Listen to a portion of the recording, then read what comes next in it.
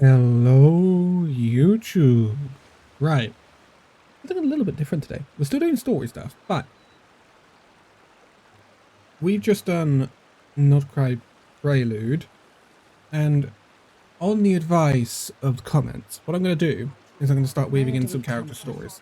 And the first we're going to do is Skirk. I think Skirk is one of the longest character stories in the game, so that's going to be interesting. But we're going to do Skirk, then we're going to do Not Cry Act 1, then we're gonna do Arlecchino.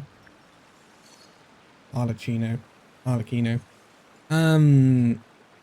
then do Not Quite Act 2 and see where we go from there, basically. That's sort of the plan.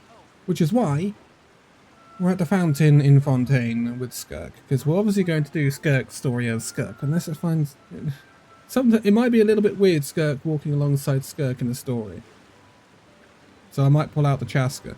Chasker is almost finished. Almost finished. And I've been very happy with the way that my Skirk build's been going, by the way. She's now actually on Mershuse Hunter. I haven't improved any of those anymore, but she's looking alright. And she's getting pretty okay. Also, if you want to see what I've done with my Chasker, she's running Codex. So that's right, her crit rate's there. All in all, her crit rate is actually what, 97% with the buff off of this, so pretty good. Right, to start this lovely quest, we are going to go to the quest overview, and we are going to go to the travel... No, we're not. We're going to go to the story quest, we're going to go to Skirk, and we're going to accept the request. Right. Whispers betwixt stars and night. Crystallina Chapter Act 1 Sinister Undercurrent.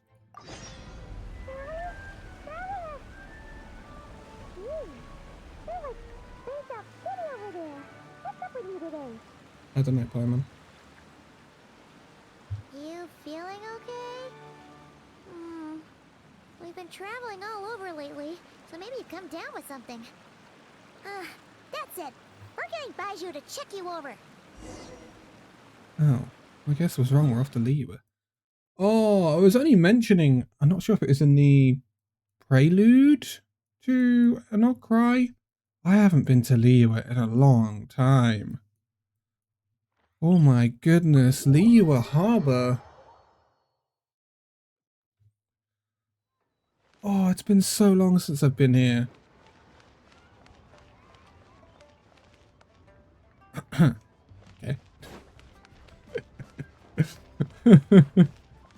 Right. Let's kick this off, shall we? It's been I do miss the Liyue story. Sometimes I do get tempted to have like a second account where I can go through the story from start to finish again. Because I do miss the experiences of Liyue and especially Inazuma. They were quite nice reasons. I mean, Inazuma's a favourite of mine, so I do miss them. Baiju wasn't in his shop. Oh, you're looking for Dr. Baiju. He's resting today, but he said to send any patients to the back room. Ah, okay. Thanks. We'll head on through. Back room? The back rooms? Where is Dr. Baiju's back rooms? That's a weird sentence. I'm never saying that sentence again. Looks like we have a special guest. Hello, Cheng Sheng. It's been a long time since I've seen... No, I'm not going to say that. Paimon, welcome. What can I do for you? It's the Traveler. She looks absolutely beat these days. She has these huge dark circles around her eyes, like she hasn't slept a wink. And she keeps spacing out. You have to call her name several times before she snaps out of it.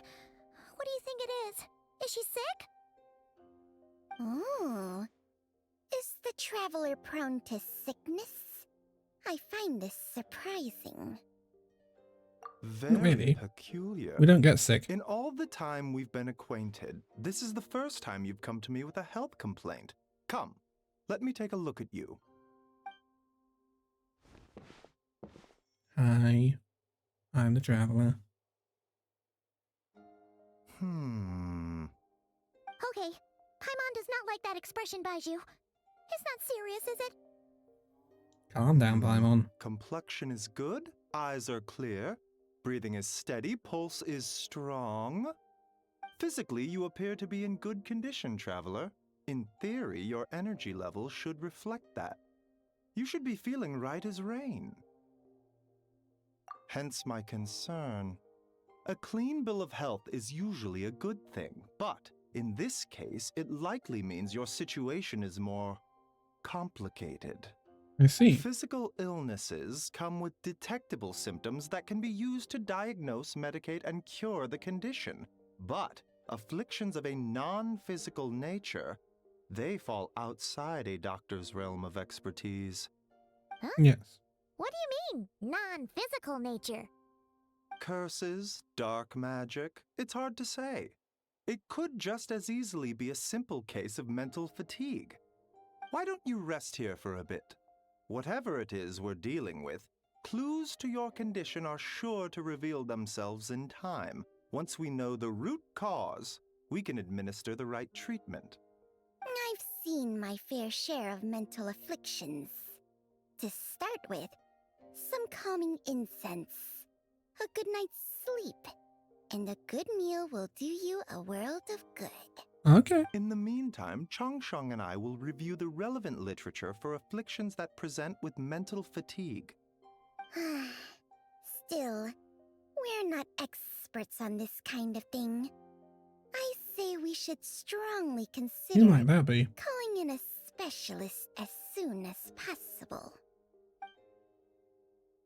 Trying to rack my brains on who they might bring in. Oh, must be Didn't a rare expect this to start condition off if like not this. Even Baiju and Changsheng have seen it before. Well, all we can do is take their advice. You look like you're about to collapse anyway. Just get some rest. Paimon will be right here by your side. Fingers crossed you'll be all better when you wake up. Okay. Bye. Huge. Oh.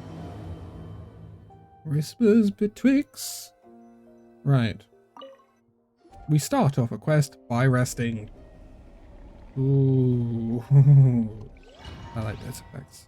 Those effects. I like nice particle effects. I'm a sucker for them. Where am I? Rocks. Stone.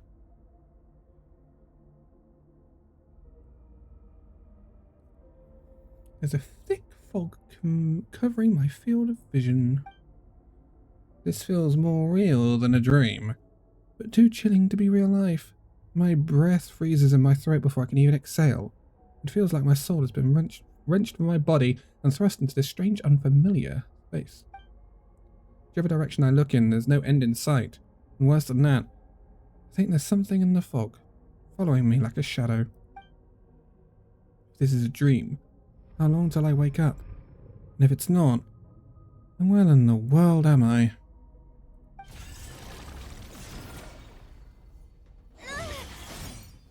Ow.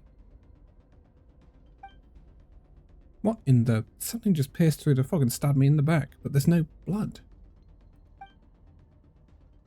Strange light coming from the wound, and I see this familiar looking spike retreating back into the darkness. Deep inside, it feels like a part of me is missing, and now another wave of fatigue is washing over me.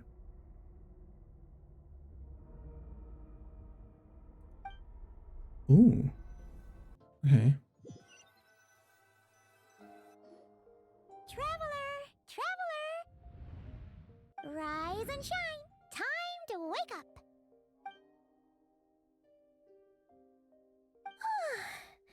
For once, you're making Paimon look like an early riser. It's already afternoon.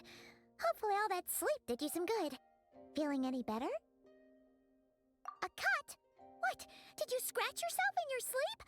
All right, let Paimon take a look. Nope, nothing there. Wait, did you have a nightmare? I don't think it was a Okay, nightmare. don't panic. Paimon heard that dreams tell us what we need by showing us the opposite. So, if you had a nightmare, maybe all you need is something to cheer you up. Come on, Paimon will treat you to something yummy. Right. Okay. So something's going on then. One-man restaurant.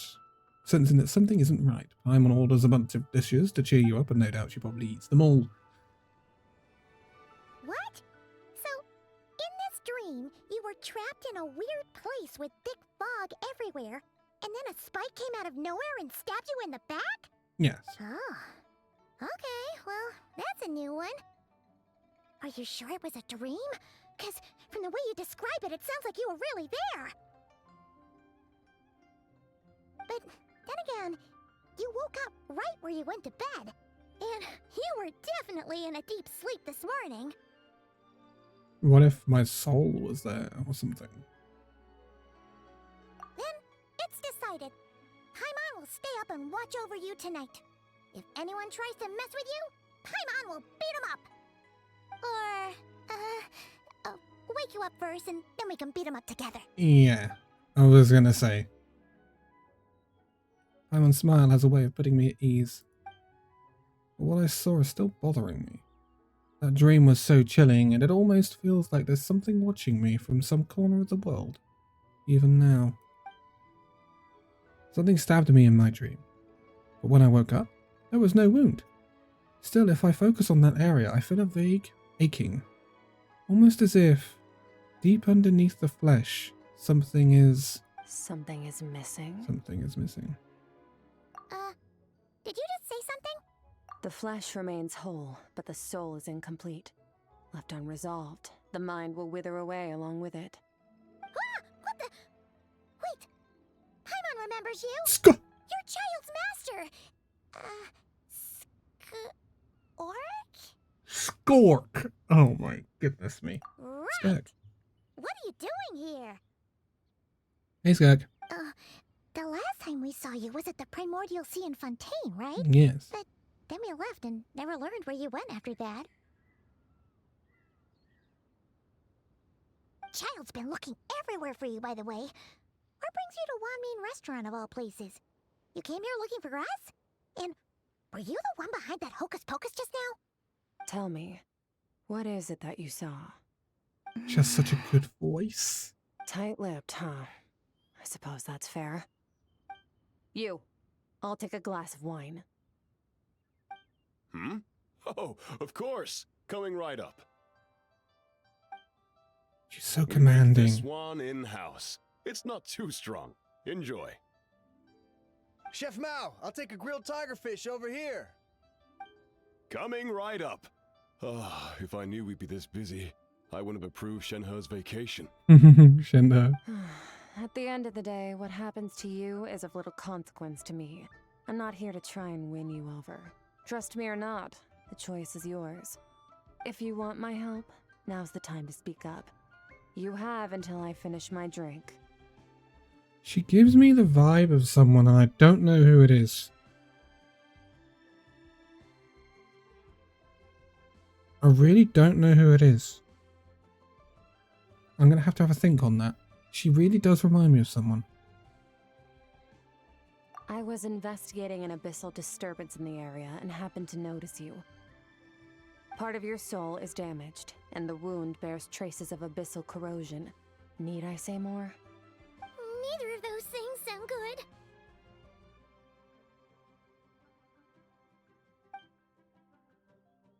Skirk seems to know something, and given what I've seen of her strength, I bet she can tell me what happened to me. I don't know what her goal is, but in this moment at least, I don't think she has bad intentions. Well, should we trust her? She mentioned an abyssal disturbance. Maybe that has something to do with what's going on with you. But we could always find a different expert on the abyss to help us out. I mean, we did just go through all sorts of trouble with Natlan. I don't know exactly when this Skirk story came out, but we did just go through a lot of abyssal trouble with Natlan. Yeah, and that thing she said about your soul being damaged is scaring, Paimon. Definitely something we should fix sooner rather than later. Skirk's an interesting one, that's for sure. But from what Child's told us, she doesn't seem... I don't think Skirk is evil. At least. She's just very emotionally 1, 2, detached. 7, 10. That'll do. Well, have you made up your mind? What I saw was a dark space, shrouded in Ooh. a dense fog that wouldn't disperse. So that's all we know, Miss Skirk. Ma'am, can you help us? So, you couldn't disperse the fog. I understand. Come find me in the Guili Plains when you're done here. Oh, and I left cash for the drink on the table. Settle the bill for me, will you? Oh, okay. Huh? She disappeared. I know the vibe she gives me. Wait, hold on. You overpaid. Hold on a second. Here's your change. Oh, no. This includes the drink, so it should be the right amount. I didn't think you two ordered a drink. We didn't. It was that lady who came and sat with us. He doesn't remember her, does he? You brought it out to her yourself. You sure? I could have sworn there were only 2 of you at that table. What? What'd you put in their dish, Chef Mao? Some kind of hallucinogenic mushroom? You got them seeing things. Seeing things? Wait, so neither of you noticed her? Young lady? About this tall, wearing a purple dress? She ordered a glass of wine. Oh, now you mention it, that vaguely rings a bell. And it looks like I did open the wine jar, so it must have just slipped my mind. In any case, that settles your bill. Come again soon. Chef Mao? Check, please. Coming! Poor Chef Mao, he's rushed off his feet. Okay, what was going on there? It's like they didn't remember Skirk being there at all. Yeah. Even Paimon was half convinced we hallucinated the whole thing. But that Mora she left for us was definitely real. Oh, this whole situation is giving Paimon the creeps. But anyway, she told us to head to the Guili Plains, right? Let's not keep her waiting. Skirk reminds me a little bit, I know I'm making a comparison, of Acheron in HSR. Because Acheron, incredibly powerful, but at least when you first meet her, she's very emotionally detached. She doesn't give much away. She's very reclusive and elusive. So that's what it reminds me of. I am going to change off of Skirk. If Skirk's going to be in a story, I've always had this thing when playing Genshin of like when we're doing these story quests, having the character and then playing that character alongside the character being in the story and seeing double is kind of like, ugh. So we're going to roll out Jessica.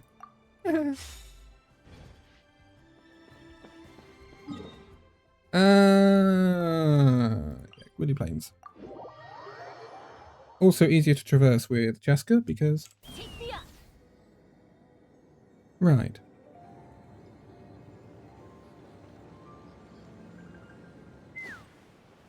Ah, this looks like an abyssal disturbance. Whoa, what are all these rift hounds doing here? Yeah, we don't normally see rift hounds in Liyue. Huh, looks like they're collecting something. Oh, let's go check it out. Trust and rebuild. Eat this! Whoa! Steady on, boys! Right here. Holy Emerge. moly! Let me get in the air.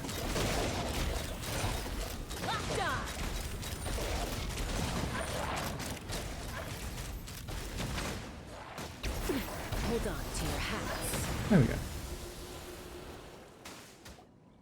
So, this is what they were collecting. It looks kinda like... God Yeah. remains. What is going on here? From the moment they are born, all beings with great power have an impact on this world. Even if their body is sundered and their soul extinguished, their influence remains. Gods are the most common example of that. My Skirk doesn't do that. Remnants of gods who fell thousands of years ago remain buried deep within the earth, carrying within them a warped will and a dark curse.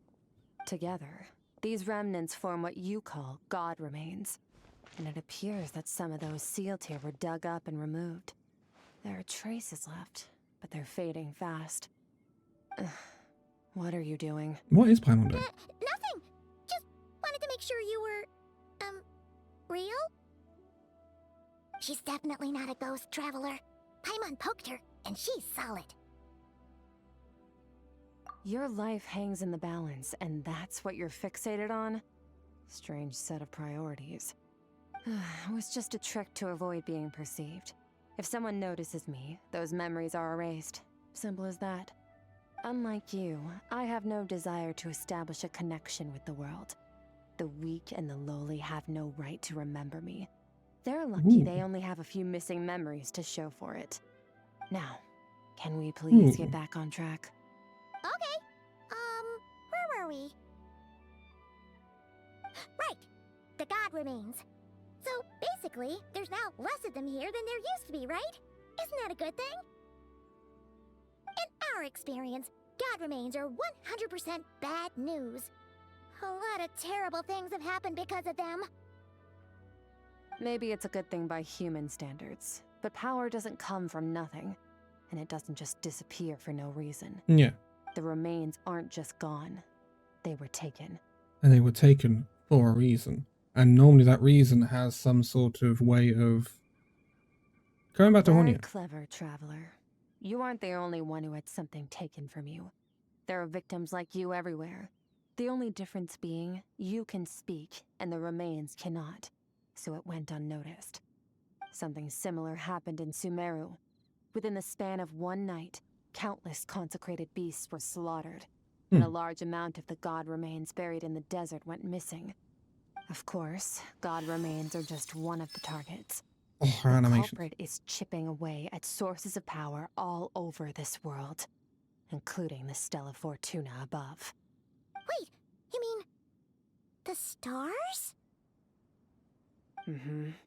42 of them have died out in the past few months alone. The stars are dying Danconia, out. people believed that powerful individuals have corresponding Stella Fortuna. Even should that individual fall, their Stella Fortuna would not disappear, but gradually evolve into a new constellation. Yet now, stars are disappearing from the skies entirely, and it's not hard to deduce what's happening to the power they contain. Something has been leeching power from this world like a parasite steals nutrients from a host.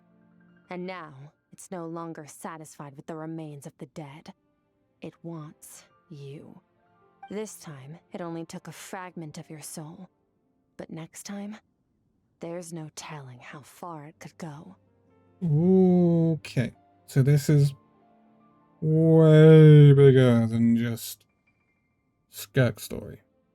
If we're talking about stars dying out, things beyond just the world of Teyvat, No one knows. All I know for certain is that this. is a view. Getting back what you lost will not be easy. Considering how much power this entity has stolen, it must be a god-level being by now at least. But that's not the real concern.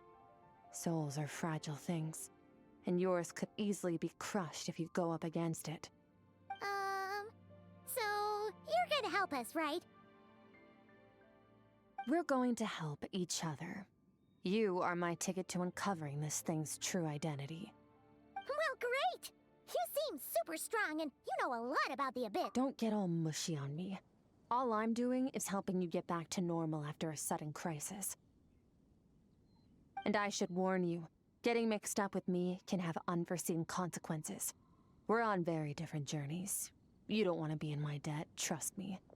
You help me uncover the truth behind this entity, and I'll help you recover what you lost. This is a transaction, that's all. You would do well to remember that. Now, come along. I am very interested to see You'd if think she'd be a little friendlier since she's agreed to help us. Skirk character But develops nope, here, because she's she just like is when we met her in the very primordial abrupt. sea. So cold. Well, whatever. If that's how it's gonna be, then she doesn't deserve our friendship. What she does deserve is a super embarrassing nickname. What, like Skork? Ah, Paimon's got it. Frosty the Lavender Melon. Serves that ice queen right. Anyway, the important thing is that we get that piece of your soul back. So, let's follow her and see what sort of plan she's got.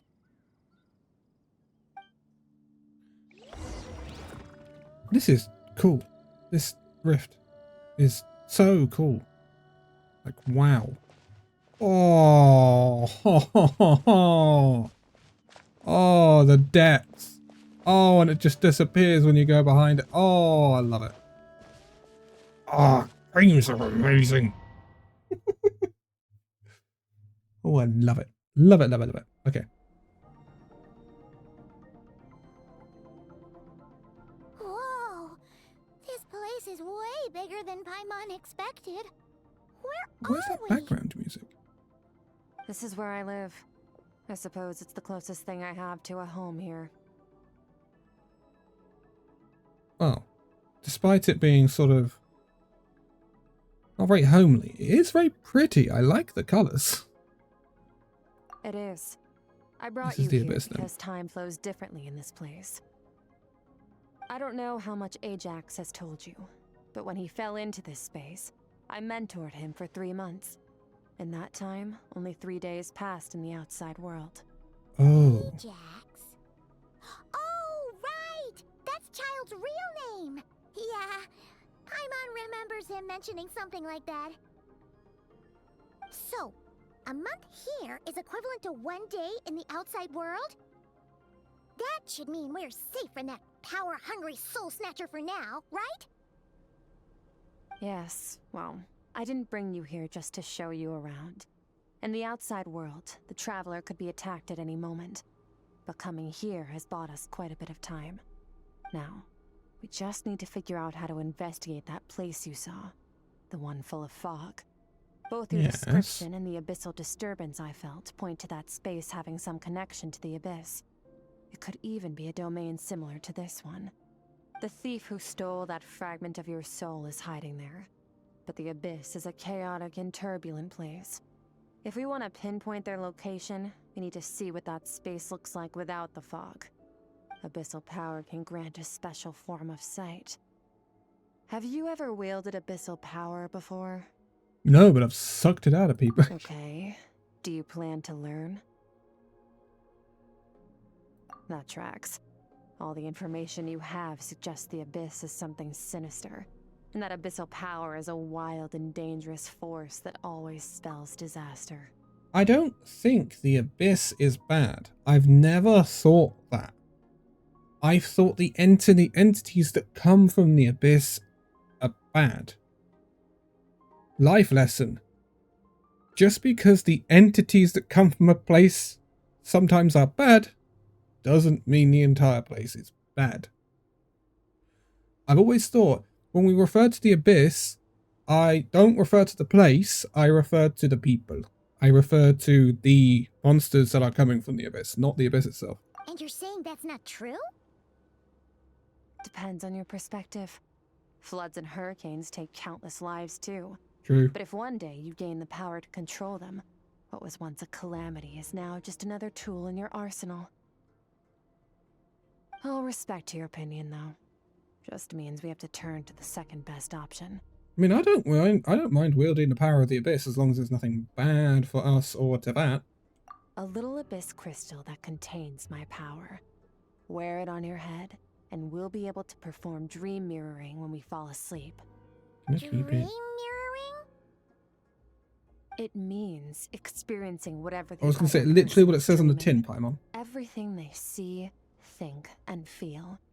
Since you haven't studied the art of using abyssal power and have no plans to jump in the deep end right now, I'll have to do the investigating for you. With dream mirroring, every time you slip into a deep sleep, I'll see with my own eyes whatever scene plays out in your mind. Then, I can guide you through the dream environment, and we'll take back what was stolen from you. Huh. You make it sound so simple. Tough to say. This is an unprecedented situation for both of us. Even assuming we do manage to find where this entity is hiding, like I said, getting your soul fragment back won't be easy. To play it safe, I need to give you some special training first. Oh? Wait, you're gonna teach her some of your martial arts? Does that mean the next time we see Child, we have to treat him like our senior? I don't think it's martial arts she's going to teach us. Do as you want. Oh. For my part, I don't see you as my disciples. You're already a pretty good fighter. All I'm planning to do is build on your current skills and train you for the specific scenarios that I think we might face. But that's enough talk. If you're ready to do this, then come with me. Time might be more lenient here, but that's no excuse to waste it. Oh, she moves fast. Paimon can hardly keep up with her. I'm keeping up just fine, Paimon. So, special training, huh? Kind of a rare opportunity. With your skills, there's not a lot of people qualified to train you. The last time something like this happened was probably anti-Raiden Shogun training, right? Oh, God. Feels like a lifetime That was ago. a long time ago. Skirk seems pretty strong too, though. Remember how she said that the all-devouring narwhal was just her master's pet? Maybe we really will learn I something think we here. should stop talking, Paimon, and I think we should follow.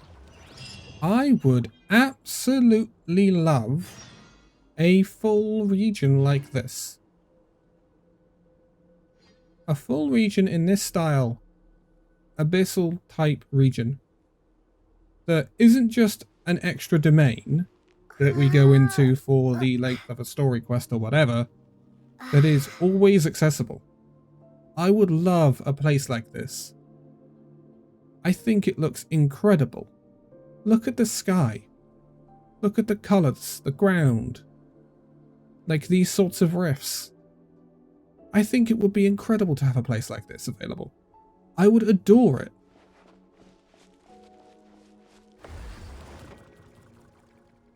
Oh. That is as...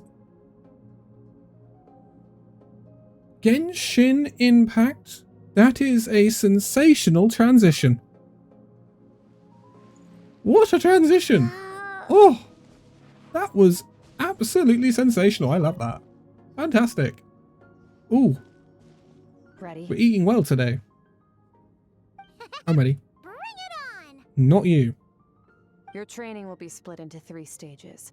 Testing your blade work, elemental abilities, and reasoning skills. We'll Okay. start with blade work. You're no rookie in this area, so I won't bore you with the basics. During your long journey, you've no doubt sparred with a lot of talented sword fighters. Consciously or not, you will have picked up all kinds of techniques from them. You bet. There's Kaya, Master Jean, Kuching. Oh, and Kazuha, Ayaka. Yeah, we've met sword masters like you in every nation we've been through. Not... You sparred with a bunch of them too, right? Nice to I know wouldn't it's all gonna say come like in handy Skirk. now. I'm presuming that's what Paimon was referring to. I don't think it's like Don't Skirk. get too smug. In sword fighting, techniques alone are not enough. You need a cohesive system to bring it all together. A style or school of fighting.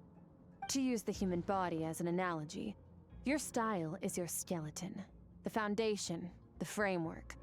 Techniques are the muscles and other flesh attached to the bones. This is where your strength comes from. Improving your sword fighting is like growing that body. If your frame got bigger and taller, but you didn't add any muscle mass, you'd be weak and flimsy. Then again, if you packed on pounds of flesh without a big enough frame to support it, you'd end up bloated and unwieldy. You need to do some introspection. Take a good, hard look at your past experiences and figure out which parts of what you've learned are just techniques, and which parts can be used to form your own system of blade work. Ooh. Only then will you get the full utility out of all your thoughts and observations along the way. Only then will every strike you deliver make perfect sense. Wait, is that it? Paimon thought you were gonna teach her some cool new moves. Like when you went swoosh and opened a tunnel to another place. Paimon. One day, you'll reach a new level of power where you realize that even that's as basic a trick as any other.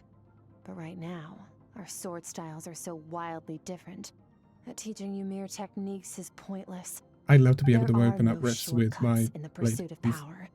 Failure is your best teacher, and rigor is your coursework. That's all I have to say. Time to make a start. Train until you're satisfied with yourself. Now focus. Destroy the crystal columns as swiftly as you can. Okay.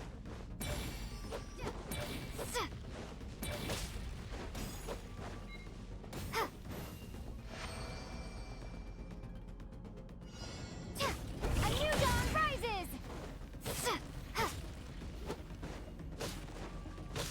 I haven't used Pyro Travel a lot. This is making Paimon's head spin. Hang in there, traveler!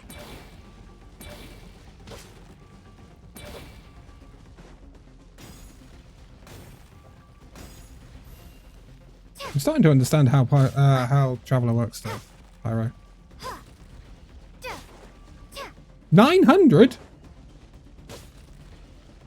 Time to ignite!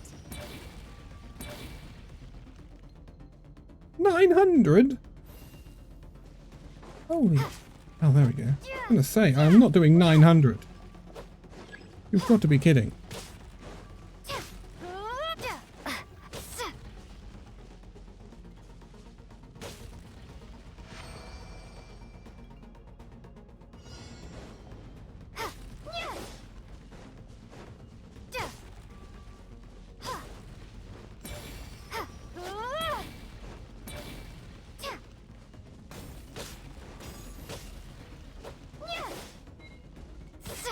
I still don't get it. I don't get the range. Stay calm. Use your head. You have to keep it together.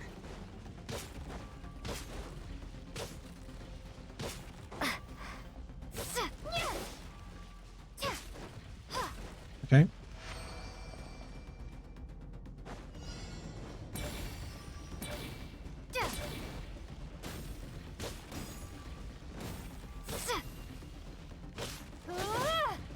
Okay. Cool. That's a lot of pylons.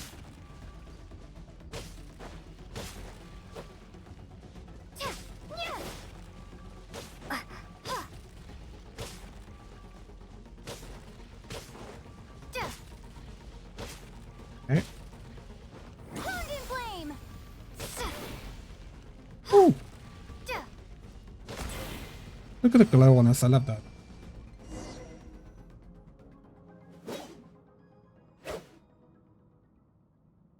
Amazing. This is transforming my whole view of sword work. I'm using the same techniques as ever, but now they're having different effects. It's as if I've unlocked a hidden door in my mind, and there's a wellspring of strength on the other side. In my mind's eye, I'm seeing images of the friends I've made in Teyvat. There's the sword styles and techniques I've come to know. This moment will be frozen in time. Kaya. Cut to the chase! Ka-ching! When is Ka-ching getting, like, changed or buffed Consider or a something? moment of true mastery that you've witnessed in another person, and ask yourself, what lies beneath the surface? What's their guiding philosophy? What's their state of mind as they maneuver their weapon? Now take that and practice it right away with speed, skill, and strength, over and over, until your hand is one with your mind. This is the only path to true growth. Step on up! Lynette. With the waves! Milu! I was only actually looking at her earlier to rebuild her. The autumns of many years from a single leaf. Thus, I shall slice this maple in a flash and ask a question of the ages.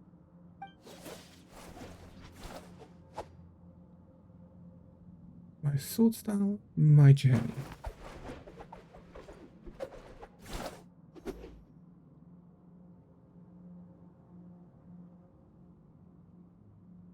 How You start Paimon to with the tire. book. Empty your mind, but do not stop. Stay in that frame of mind as you keep up the fight. Get rid of all redundant movements. Imagine your sword is an extension of your own body. Wield it just as you wield your arms, hands, and fingers.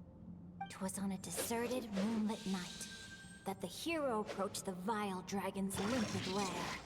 Ring cutter! Feathers fleeting wet. Oh, it's the been a white long time heron since I've treads seen water. Kamisato A sight Ayaka. without flaw. Master of Inazuma Kamisato art Tachitsu. Someone I should also need to rebuild at some point.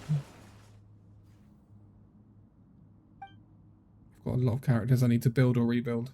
It's going to take a long, long time. With each slash of the blade, I feel my strength increasing. I don't know if my weapon can contain all this power. Can I have a new weapon then? No? Okay. I'm in the zone. Limitless power is surging through me. Ah.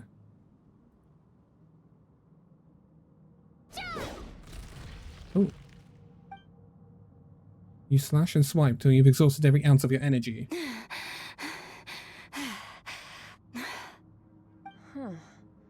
Looks like you've made some real progress. That concludes your training session. Awesome! Paimon knew you could do it! How do you feel? As you should be. Time flies when you're training hard.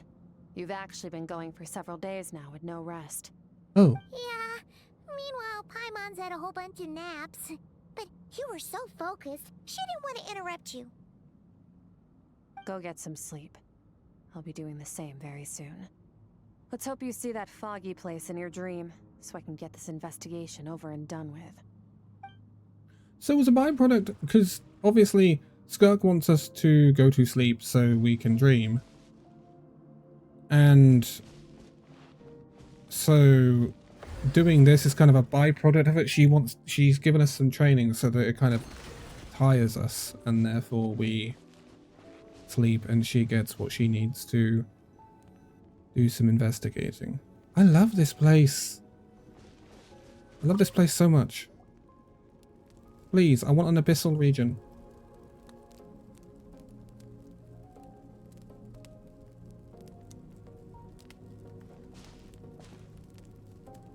Hello, this is Traveller on comms.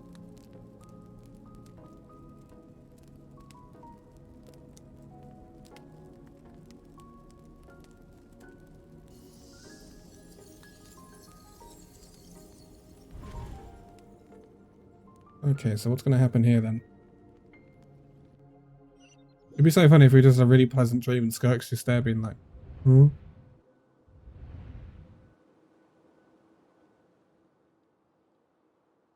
This is different than before. Still very, very... Have I been pulled back into the place again? But Skirk said the dream mirroring will kick in when I fall asleep, so why am I back here? No, on closer inspection, this isn't the same dream as last time. It's dark and gloomy, but there isn't that chilling fog that made my hair stand on end. Hold on. If dream mirroring is a two-way process, maybe I'm seeing inside her mind while she's exploring mine. If this is an inner world, it's pretty bleak. I can occasionally make out the sound of a flowing stream, but other than that, it's so empty. What the... I'm not even going to say what she said because I said it myself. What a strange looking creature. Where did it come from? I think it wants me to follow it. Might as well see where it leads. So we've swapped places. Okay. This kind of art style, by the way, Genshin, with this creature and Skirk and the abyssal areas. Give me more. I want more. I like it. Skirk, why are you skipping classes again? We've talked about this. Oh. 'Cause he's a crabby old man, and he's a boring old man. I don't like going to his classes. Excuse me. You shouldn't talk about your teacher like that. It's very disrespectful. Deep Skirk lore. All right, let's not get into a big fight about this. Skirk's learned what she needs. There's no point forcing her to sit through more classes if she doesn't want to be there. But I'd still love to hear about what you got up to yesterday. Why don't you tell your dad all about it? I went diving and I saw this huge fish. I never knew they could get that big. It looked kind of dumb though with that stupid big fat head. I tried to shake its fin, but it just spat water at me. Oh, and today I'm gonna go to that prairie up north. There's supposed to be this giant bird there that can spit fire. I bet if I climbed on its back, it could fly me all the way to the stars. Then I suppose your old dad should get one as a pet too. Otherwise, how are you gonna hear me call you for dinner up there in the stars? When it's time to eat, I'll come back on my own, Zilly. Anyway, gotta go. Bye, Mom. Bye, Dad. Wait! Put on a coat at least. You'll catch a cold. I'm talking to you, young lady. You spoil that child, you know. Ever since that merchant ship arrived, she practically lives outside. Always going on about exploring the beyond one day, whatever that means. Let the kid do what makes her happy. Besides, we both know you're all bark and no bite. Come on, our little adventurer is gonna be hungry when she gets back. Let's get started on dinner. So, what made Skirk so introverted and quote-unquote cold on the outside? Something's clearly happened to her. The weather's wonderful today.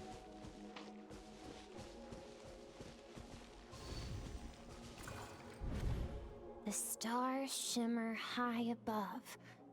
But what lies beyond the stars? Mountains as far as the eye can see? An endless snowy plain? Or maybe buildings taller than the sky, like the people from the merchant ship said? I can't be the only one asking these questions. The universe is fascinating. If only I could meet some other people like me. We could set sail together and explore every corner of the world. I'm sick of being a kid. There's so many amazing things out there, and I'm ready to see them all. But for now, I'm starving. Better get back. Hey, I'm very curious.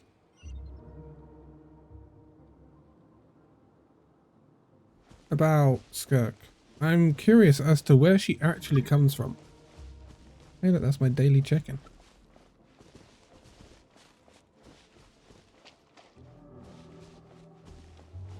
I mean, that sounds like she comes from someplace in Teyvat somewhere. Get away!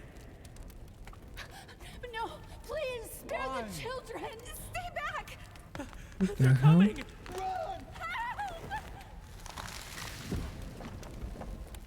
Eliminate the threat. Take him down. Don't be scared. This way! We'll never make it! Fire. There's fire everywhere. What happened? So her home got I attacked? told you we shouldn't have trusted these outsiders.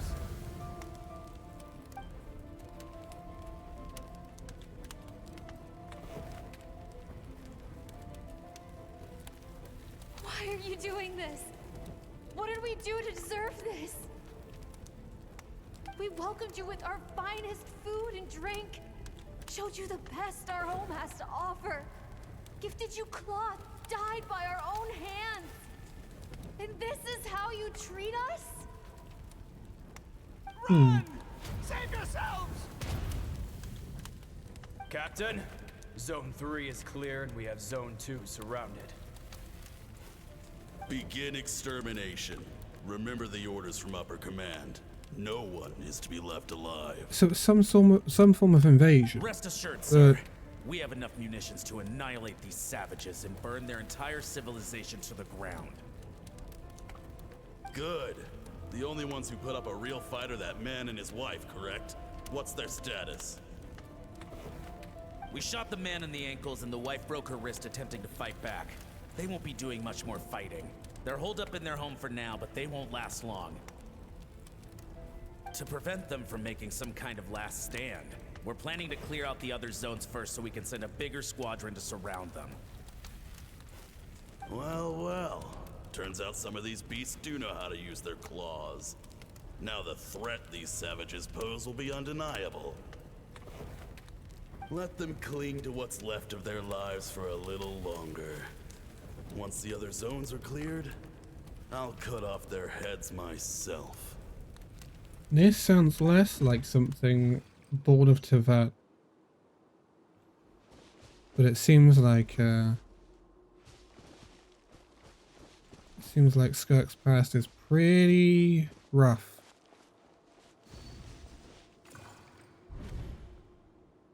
Dad? Mom? Skirk, you're all right? Thank heavens. I'm so happy to see you, sweet girl. But you need to go. It isn't safe here. They'll be back any second. What happened? You're bleeding a lot. Dad? Mom?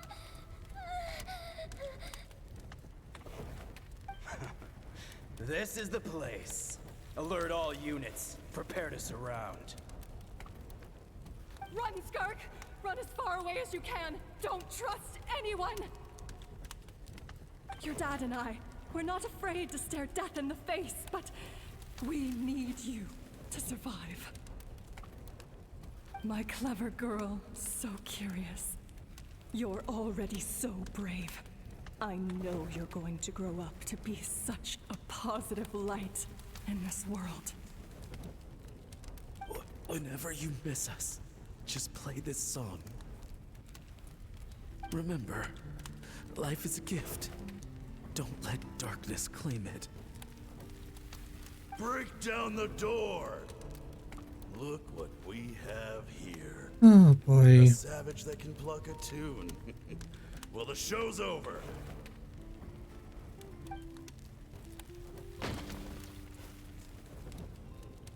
You!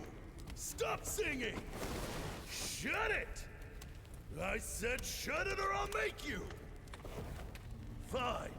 Have it your way!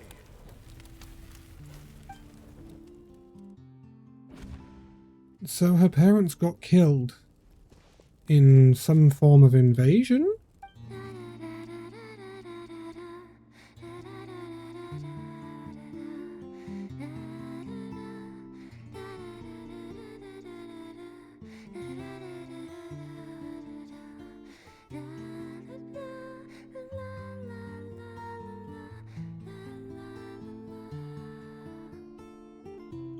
Wow.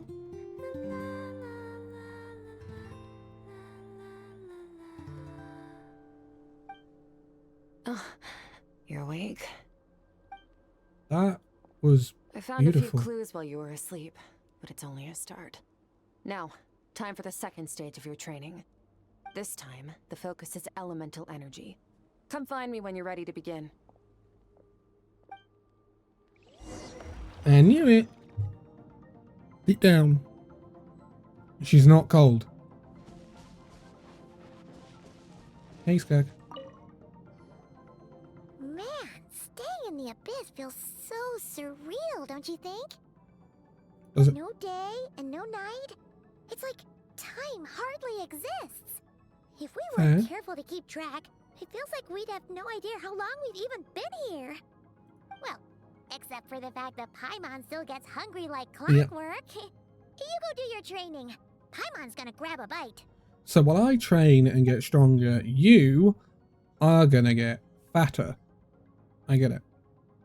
The way I see it, the pursuit of power is divided into 3 stages. The first is mastering the use of standard weapons. Next is learning how to harness natural energy. And after that, you're free to challenge even higher dimensions. The natural energy of Teyvat is, of course, elemental energy. But that's not my area of expertise. I draw from a different source of power. Different? Abyssal power, yes. Also known as the power of the Void Realm. I want to explore the My Void Realm. master, Sertologi, is a true expert in that area. After all, he was one of the group of 5 that infamously stole the all-encompassing power of the Abyss, an act for which the people of Conria gave them the epithet, the 5 Sinners. The elemental energy of Teyvat, on the other hand, is derived from the power of the Light Realm. These 2 forms of energy exist in direct opposition to each other. Suffice to say, there's not much I can teach you this time. Okay. A Yes. keen observation, Trevor. She does seem related to Cryo. Call it respecting local norms. The Abyss stands in direct conflict with the will of this world.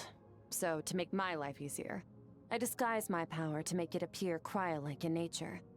It's a technique I learned from some Conrian ruins, known as the 7 Shifting Serpent. If you ever change your mind about delving into abyssal power, I can Interesting. teach it to you. I'm kind of curious about abyssal power. So I can't I've lie. heard. You seem to have a knack for removing abyssal power. But is purification really what's going on there? Like I said, power does not simply disappear. Instead of purification, is she saying we're absorbing it? Just thinking out loud. Let's focus on your elemental training. That That's what's gonna feels help like us some if the situation crazy gets tricky. foreshadowing. True growth comes from adversity, but only if you make the choice to pick yourself up again every time you fall. So, it's time to push yourself to the limit, and then keep pushing. This is the only way to advance at pace. Use the power of Animo to clear the field as fast as you can. Animo. Oh, it's been a long time since I used Animo Traveler. Windblade. Holy cow. It's been a really long time. Woo! Prepare to be blown away. It has been so long. Animo Traveler, dude. Like, Observe your surroundings. when? Look When for things did I you can last use play to tilt Animo the scales Traveler? of success in your favor. A good 5 years ago, surely. Woo!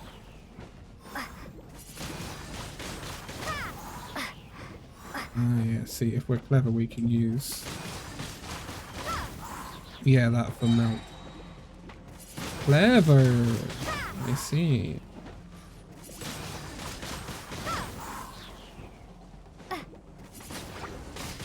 Windblade.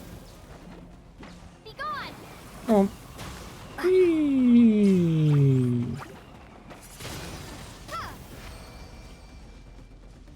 I thought it was pretty good. Ending with Hydro. Use the power of Hydro to destroy the spikes. Okay. Whoosh. Shoosh. I forgot we kind of have a name with Hydro Traveler. Faster. Don't give them a chance to strike you. You need to be quicker than you were in your dream. You can't afford another injury like that.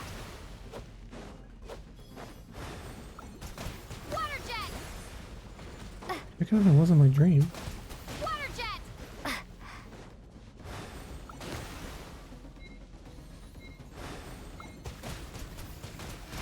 Water jet. Did it?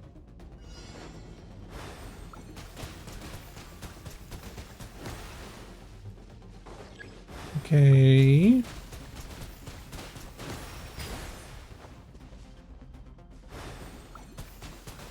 Oh, they're shooting back now. Okay.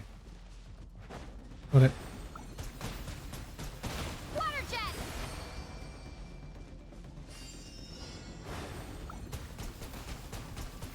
Water jet. Missed that one. Ow. I don't have a skill. I don't have a skill. Wait, they not start until I do the skill? Water jet.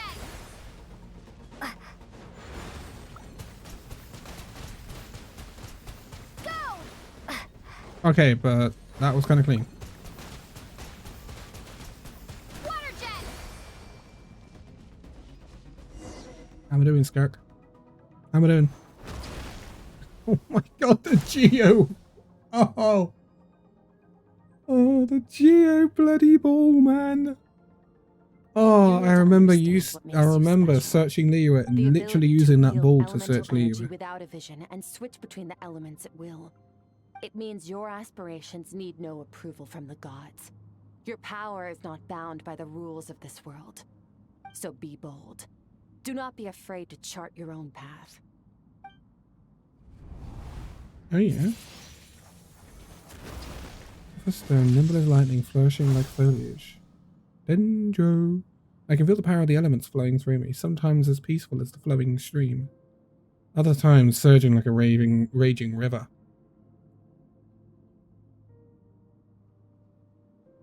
Okay, next. If I close my eyes, I can almost hear their voices. But it's not like some wild beast battling for dominion. It's more like saying hello to an old friend.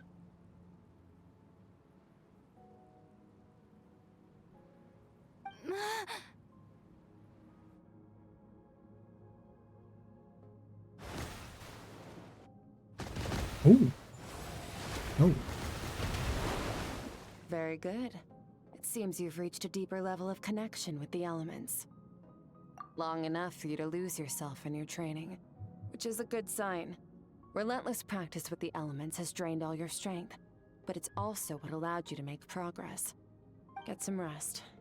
When you wake up, we'll proceed to the final stage of your training. Yes, ma'am. Okay, let's go. This transition is absolutely beautiful. Oh. I feel like Hoyoverse games in recent times are really upping their animation qualities quite substantially. And I'm all here for it. Not that they were bad to begin with, but times move on when games... I mean, this game's 6 years old. Time for more Skirk lore. Hi.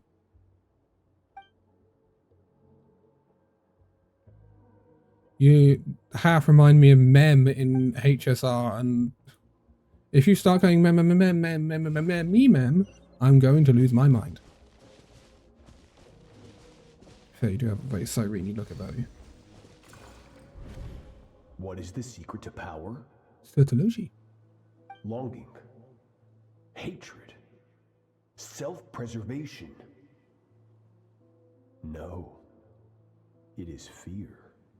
The fear of losing those you love. The fear of watching your home burn. Fear of loneliness. Fear of death. Fear is the source of evolution.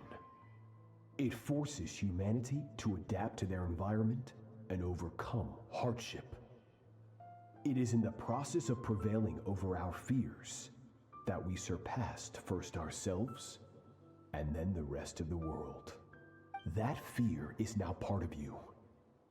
It calls on you to evolve. And it is time to answer.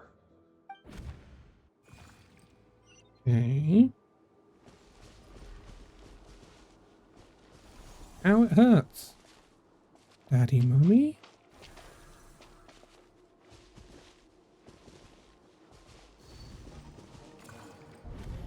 This is a very good way to explore her past. Is a minute wasted. Practice your sword work instead. Do not make me tell you twice. But, Master, I can barely lift the sword anymore. If I keep going, I feel like my wrist is going to break.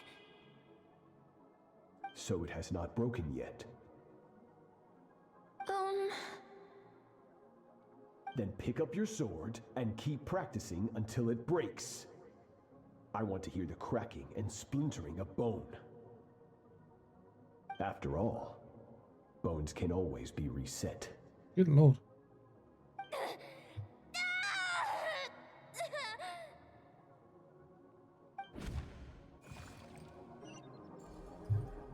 Oh, she's had it hard. Everything's gone black. Hi. Ooh, little buddy's going quite a lot slower. Good, Skirk. Once again, you survived. How do you feel? Cold. In pain. These are signs that you are adapting to the abyss. Each time the flesh is torn and the spirit crushed, each time you claw back from the brink of death, you become stronger. I now understand why these people sought to destroy your homeland. Your potential goes beyond even what I could have anticipated. Huh.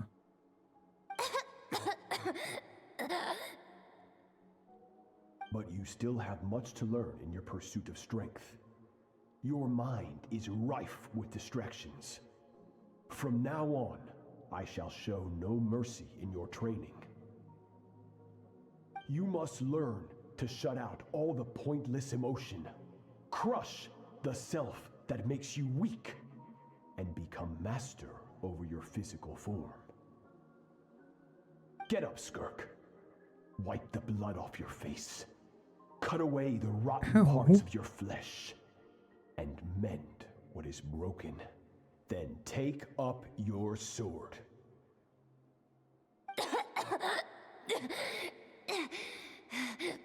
Yes, Master. There you can tell by the dialogue that she's losing a bit of a almost like humanity in some way. The dream is over, but I can't get that suffocating oppressive feeling out of my head. I have so many questions about Skirk's past. Where does she come from? What has she been through? You're up! Hopefully you got some good rest.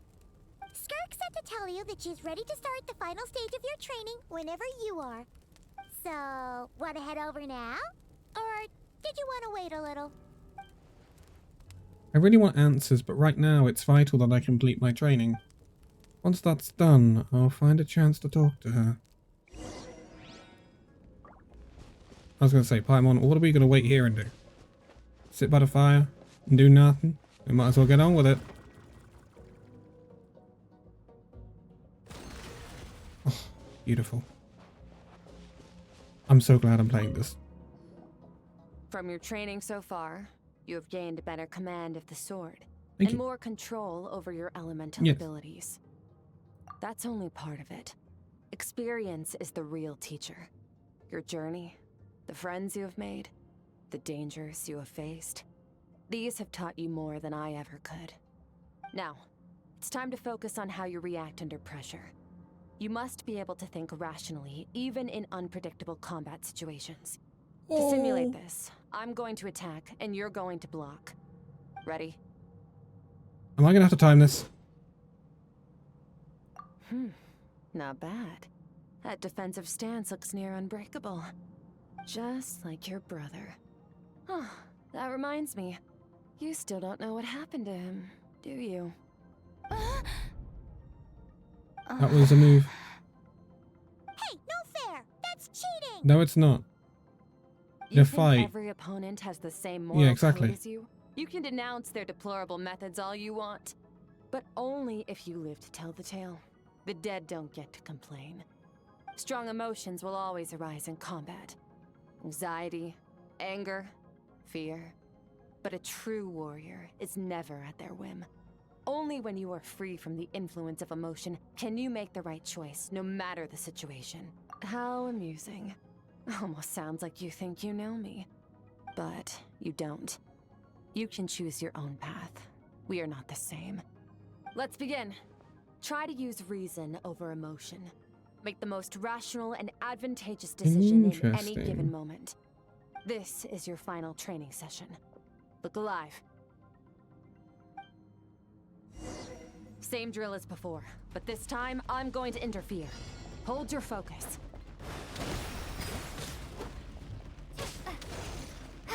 Okay. I would really love my element. There we go.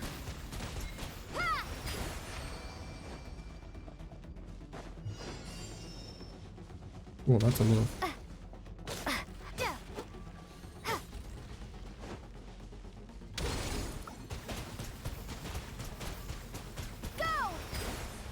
Whoa, shouldn't be it. Ow.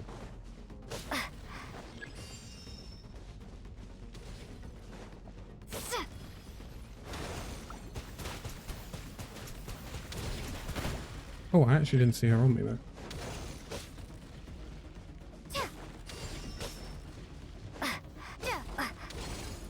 I couldn't get to them in time.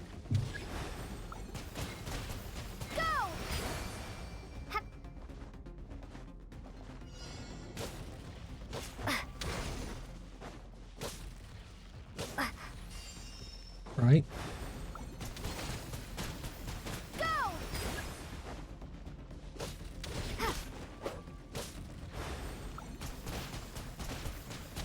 Okay.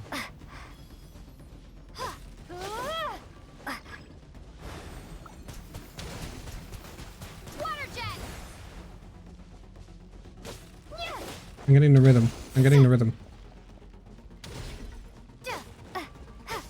Not bad. Better than I expected. Okay.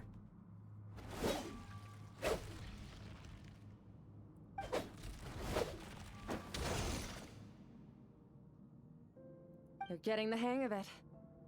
The first step to controlling your emotions is controlling your mind. You want a unified train of thought. It all comes down to focus. Yes, traveler.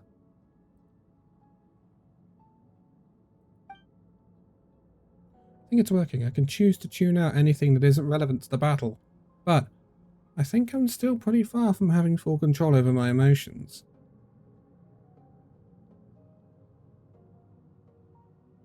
Your mind is rife with distractions. From now on, I shall show no mercy in your training.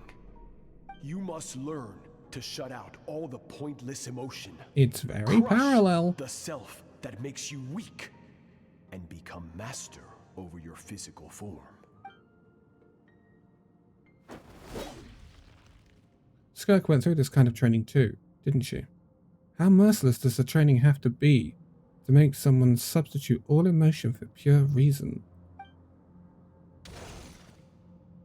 Stop. Let's pause here. One look, and I can tell your mind has wandered. That's to be expected. There's a limit to how long a human being can concentrate on one thing. Staying calm and focused sounds simple in theory, but in practice, it's more demanding than sword work or elemental abilities. Skirk is right. Now that I've stopped, all the emotions I was suppressing are rushing back to the surface. Pain, exhaustion, frustration, doubt. But exhaustion is the main one.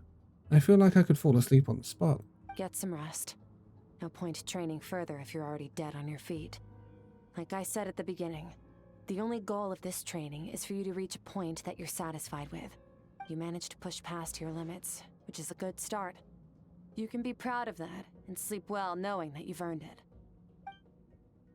Is that a chest? Ooh. Num num num num. Can I talk to her? Warriors will train day and night to perfect their skills. But when the battle comes, their fate may be decided in a matter of seconds. One mistake, one moment of hesitation, and just like that, all their blood, sweat, and tears were for nothing. You need to push yourself to perfection, or you might not even live to regret it. That's fair enough. Fair enough. I'm not gonna argue with Skirk. Is it time for more Skirk lore?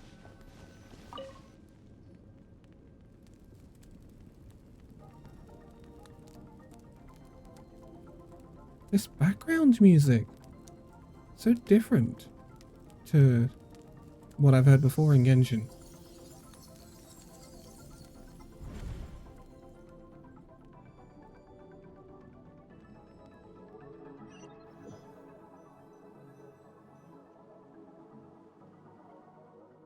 Looks like I'm back in Skirk's inner world. I don't see that strange creature this time, but I think I can navigate this space on my own now, even without it here to guide me. I don't know how to leave, so I'm stuck here until I wake up. Can't hurt to take a look around while I wait. Interesting that the creature isn't here this time. Hold on, can I? I don't think I can. Music, man. Skirk is amazing. She faced down that terrifying giant and cut its head clean off. Oh, she got hurt though, didn't she? I heard it was pretty bad. Yeah, well, that's a given. But the moment she was on the mend, she got right back to practicing her sword work. I heard Master suffered a grave injury once too. Lost an arm and a leg and still came back stronger than ever. Skirk's becoming more like him by the day. Incredible. I wonder if I'll ever reach their level. They're always so resolute, so unshakable. Okay.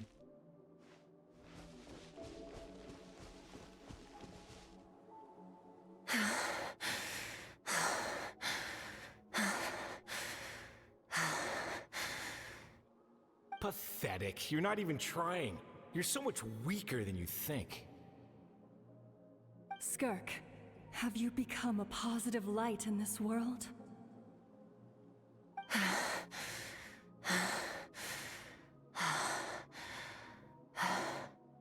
Do you even remember how many of us perished in that fire? How many bodies were left to rot on the scorched earth? Yet you alone live on. Keep your gaze fixed on your blade. You don't deserve to rest. I have so many questions. I just want to jump in a spaceship, explore the whole universe, and get answers from the stars. I just need to wait till I'm grown up. Then I can do anything. Now, you must bid farewell to who you were in the past and become someone stronger. Run, Skirk, run! Only death awaits us here. Keep running, and don't ever look back.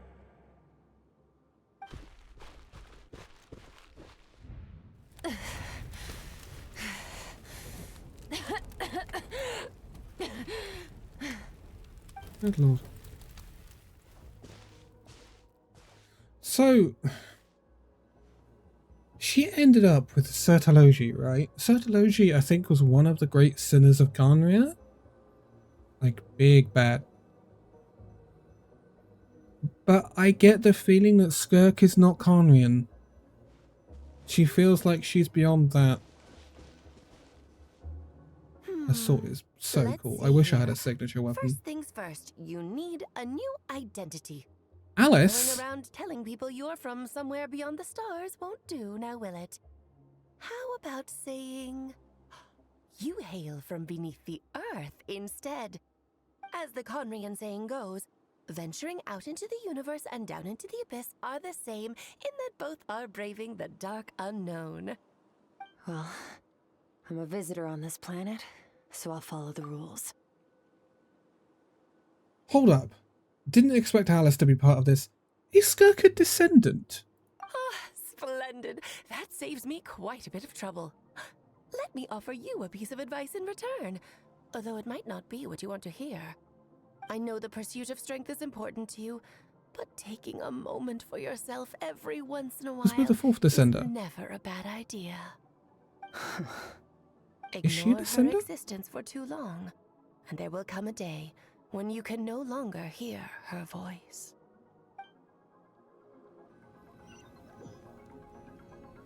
So Skirk was with Sertalogi and then she met with Alice. I really didn't expect Alice to be a part of this. Huh? The dream is over. I can hear the crackling of a fire in the distance and there's a fragrant aroma in the air. Grilled meat. Hello. You're awake! Oh. I was looking at Skirk, actually. You must be starving, right? Ta-da! A barbecue feast just for you. Thank you. Of course you are. That's why Skirk and Paimon got this all ready for you. Dig in, before it gets cold. Ah, well, if you're around someone long enough, it's bound to happen. Plus, Skirk can cook. So, Paimon decided she can forget the whole Ice Queen thing. Paimon's not one to hold a grudge. Here's an idea. Let's save the chit-chat until after the meal.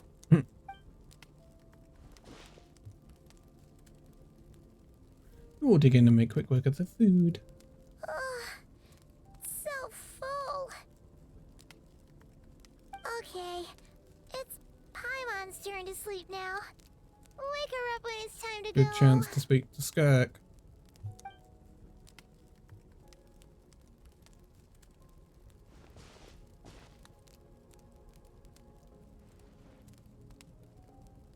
I have good news. First, your training is complete. You have what it takes to wield immense power. Now it's just a matter of putting it into practice. Continue to learn from your journey and hone your skills against formidable opponents. Second, I've located the culprit we've been searching for. Next, we just need to retrieve the missing part of your soul, and our business will be concluded. When Ajax trained with me, he once told me he was bursting with questions. So I allowed him to ask me 3 of them before he left. You and I may never meet again, Traveler. So if there's anything you want to ask me, now's your opportunity. Just like Ajax, I'll answer 3 of your questions. After spending time in Skirk's inner world and witnessing her memories, there are so many questions I could ask, but the most important one is... Are you really from Teyvat? Really from Teyvat? Okay, not the angle I was expecting. What makes you ask that? I'm sorry I didn't tell you earlier, but while we were dream mirroring, I think I saw your memories. Thank you for having a voice, Traveler.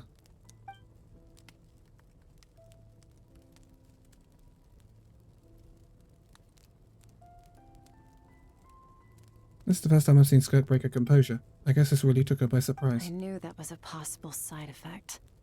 Closed off my mind to you for that exact reason. Even with the dream mirroring, you should have seen nothing but endless darkness. So Skirk didn't share those memories with me on purpose, and in fact, she tried her best to keep them from me. Wait, speaking of endless darkness, on my first time there, that was all I saw, until a strange creature appeared.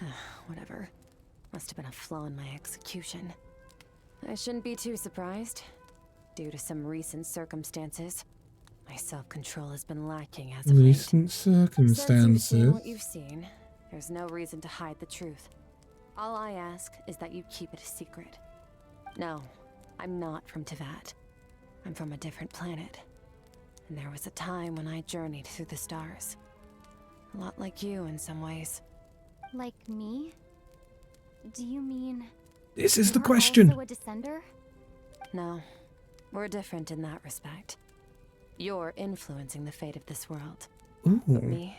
Okay. I'm just passing through. Several hundred years ago, my master, Sertologi, opened the border between worlds and sent me here. But this is not my home. And one day, I'll return to the vast unknown of space. So, there you have it. On to your second question. Interesting. Interesting, What is okay. your goal in coming here? To become stronger. For certain reasons, I need to bridge the power gap between me and my master as quickly as possible. But first, I need to understand the source of his strength.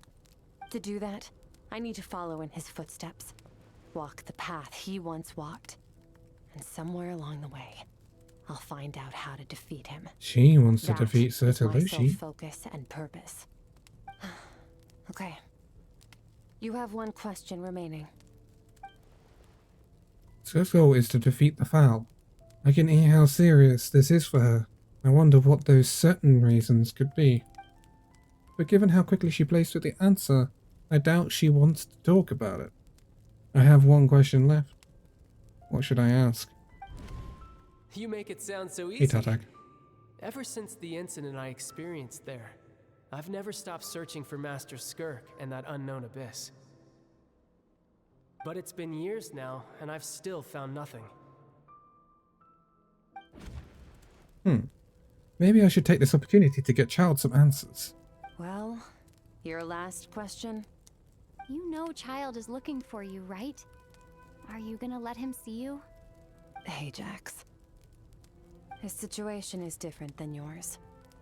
Before you ever crossed paths with me, you'd already encountered many formidable people, studied their techniques, and developed your own skill set. So, during your training, all I had to do was build upon that foundation. But Ajax was so young when he came to me. A complete blank canvas. Children can't help but imitate their role models. In the long run, that would only hinder his growth. Once Ajax has enough strength in his own right, I will allow us to meet again. Until then, let that motivate him to reach his full potential. Interesting. That was a calm and calculated answer. It's like she was talking about something entirely mundane. I don't know why, but I'm not buying it. She makes it sound like the decision has everything to do with Child and nothing to do with her. But what does she actually feel about it? The Abyss is completely silent. This domain must get lonely after a while. Not to mention, she said it's been hundreds of years since she arrived in Teyvat. And even longer than that if you account for how slowly time passes in here. Unlike you, I have no desire to establish a connection with the world. The weak and the lowly have no right to remember me. They're lucky they only have a few missing memories to show for it. That's right. In all that time, she never established a connection with this world. Was it really just because she looks down on the weak? I doubt she'd give me a straight answer if I asked. Besides, I already used up my 3 questions. She was happy to give me the cold, hard facts, but I still feel like I haven't heard her true voice. I agree. Wake up your companion. It's time to go. Oh, and everything I just told you, best keep it a secret from her as well. Is Paimon sucking her thumb?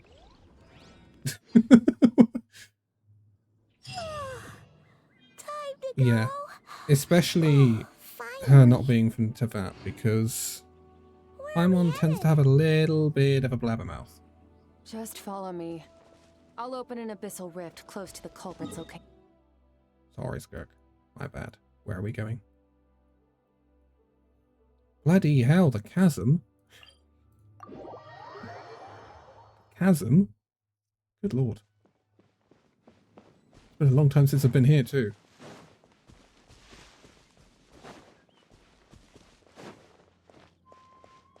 Skirk. I mean, she said this might be the last time we meet. I don't buy that. Skirk is a big player, it feels, in the story. And I think with what we've just learned, Skirk being from beyond Teyvat, another planet entirely, it feels like she could bridge Genshin. I mentioned near the end of the Natlan story that we haven't heard too much about a journey beyond the one we're on.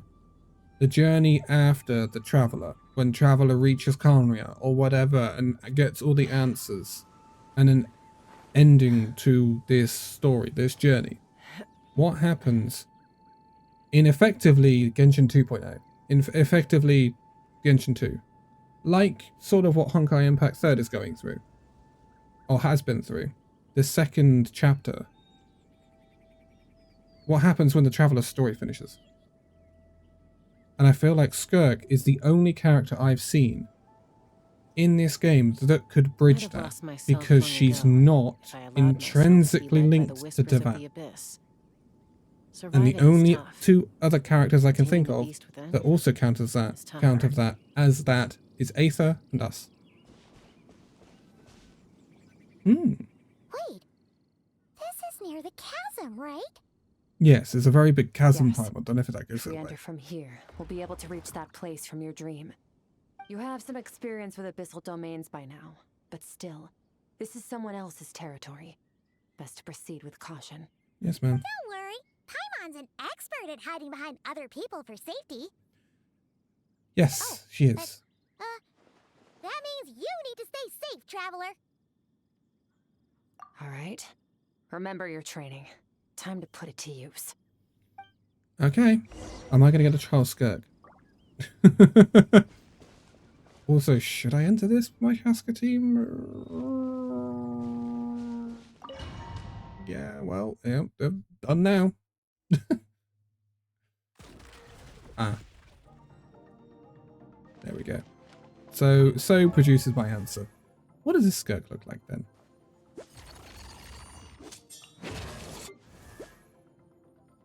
I mean, horses for courses. It does have Sing though. I'd like Azure Light, but you know, I can't have everything, and she is also C3. Oh, look at that. That's cool. Reminds me a little bit of when we were teaming up with Mavericka. Oh, I'm pressing 3. No hope, buddy. No hope, buddy. I never do Skirk's proper burst, so now it's about time I give it a go.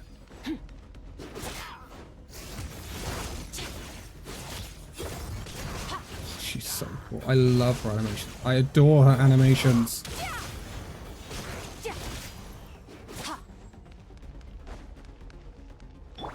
Yeah, have a blob.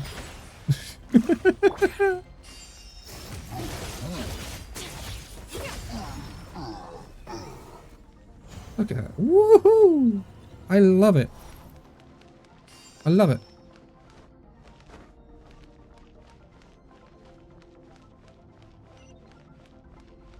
There will probably be a day when Skirk for me becomes a sub DPS or burst DPS. Whoa, whoa, whoa, whoa. I'm good. You know what? Paimon's just gonna float behind you. Come on, you got this. Okay. Stage 2.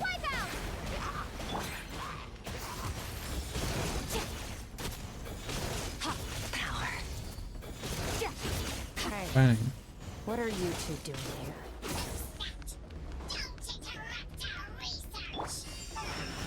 Huh. Dusty, like an abandoned house.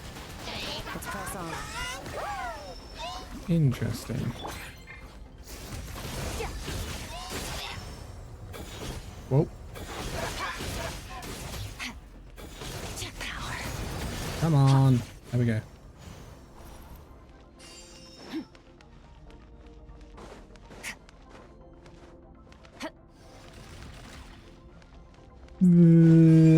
Nope. You're not gonna hit me. I'm not gonna allow it. Can I fall off of this? That's a question I really... I'm itching to answer that question now. Can I fall off of here? Oh, I can. I can. Okay. Oh, looks like Now, this what is would a happen if dead I did? end. Did we make it to his hiding place? Look at her alternate dress. She looks so cool. This should be the place where you were attacked, Oh, traveler. the alternate dress for her is so The beautiful. missing part of your soul should be nearby. Can you sense where it is? I just love the darker parts of it.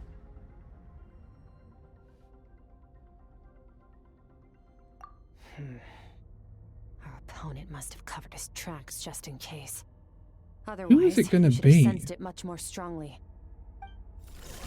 It's something my brain hasn't really attempted to sort of deduct yet. Who is this? Who stole it? Let's hold back a little. Give our enemy some wiggle room so we can see what we're dealing with. If you're too reckless, we might be playing right into his hands. Our enemy took part of your soul for a reason. It's likely he integrated it into his attack somehow. If we're smart about this, we can track it down. Yes, Miss Skirk. Ow, that one hit me in the arm. Oh, I'm pissed. Ah. Nope. Whoa, yo. Okay.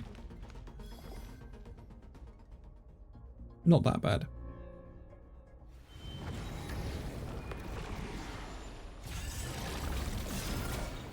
This is starting to remind me of that one cutscene in Honkai Impact 2. When Kiana became a Hershey. Holy, Skirk is so cool! From the start, The attacks have been focused on me. Trying to break through my defenses? I see.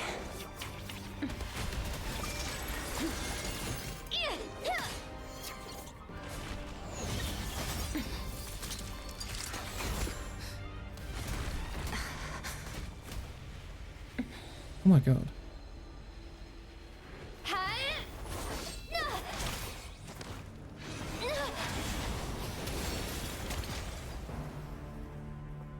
You alright?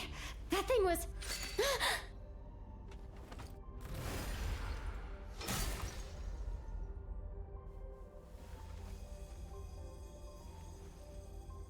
What's that?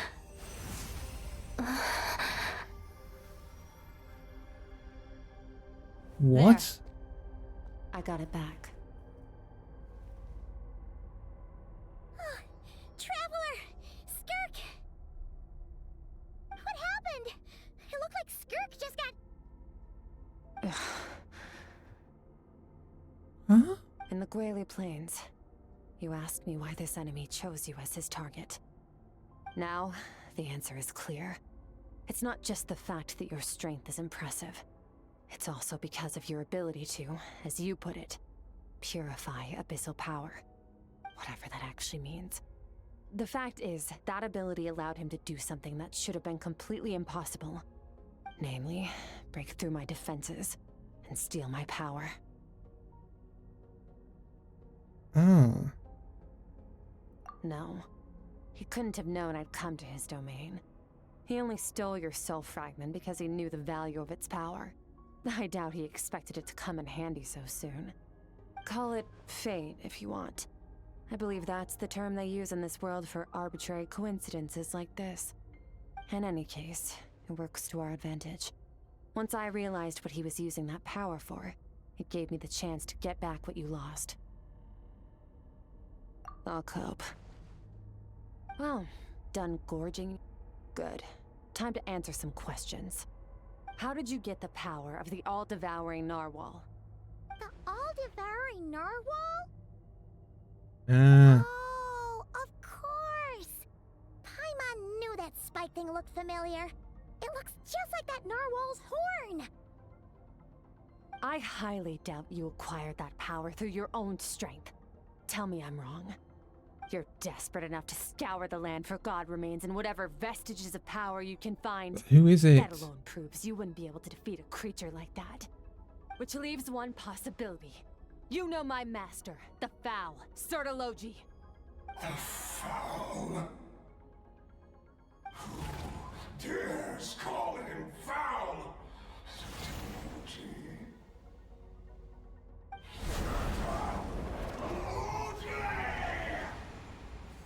Oh. What's wrong? Bit off more power than you can chew? You're struggling to hold a basic conversation. Just a little longer. I'm still... Cookie? Look, it's back! That's a lot. Obsessed with power will let it devour them before abandoning their pursuit. Keep calm and use reason to decide the best course of action. Okay. Skirk was stabbed by one of those spikes while retrieving the fragment of my soul, and in the process, some of her powers were stolen. The culprit is hiding somewhere beyond the fog. I have a good understanding of his attack pattern from the fight just now. If we pursue him, our chances of winning are high. But Skirk's breathing is weaker than usual. If we attack now, I can't guarantee her or Paimon's safety. It's a hard decision to make, but I think we should get out of here. Wise decision. Final victory doesn't always come after a single battle. You've got your soul fragment back, so we both got what we came for. Let the enemy draw breath while he can. It won't be for long. Get us out of here, traveler. You'll need to lead the way this time. Oh, I've become boss. Oh god. What? Ooh. Skirk, is your shoulder gonna be okay? The wound is minor. It'll heal in no time. You should focus on getting out of here alive instead. Holy. Calm. Uh-oh, falling spikes! Run! I've run out of stamina. Hold on, pals. Hold on, let me regain some stamina. I don't really want to fight you. Why? Yeah, I'm just gonna leave you. Also, why are they here? They're not even abyssal monsters. They're just. Whoa. Yeah, I'm just gonna keep going. No fight, no fight. Just no fight. All flight. Come on. This guy's power has something to do with the all-devouring narwhal. Did you know that all along, Skirk? I had my suspicions. That's why I decided to investigate in the first place. But suspicions only get you so far. You didn't see I needed that. to verify it for myself. Get out.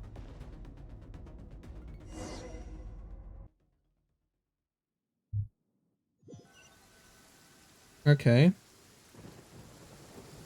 Are we kind of owe Skirk, really? We should be safe here, right? I no longer sense his presence. Can't have followed us out of that abyssal domain. Nice rain. Weaklings like him will find that my power is not so easily controlled. He won't be leaving that place until he's managed to digest it. The all-devouring narwhal. With its power, he even managed to steal from you of all You people. seem surprised.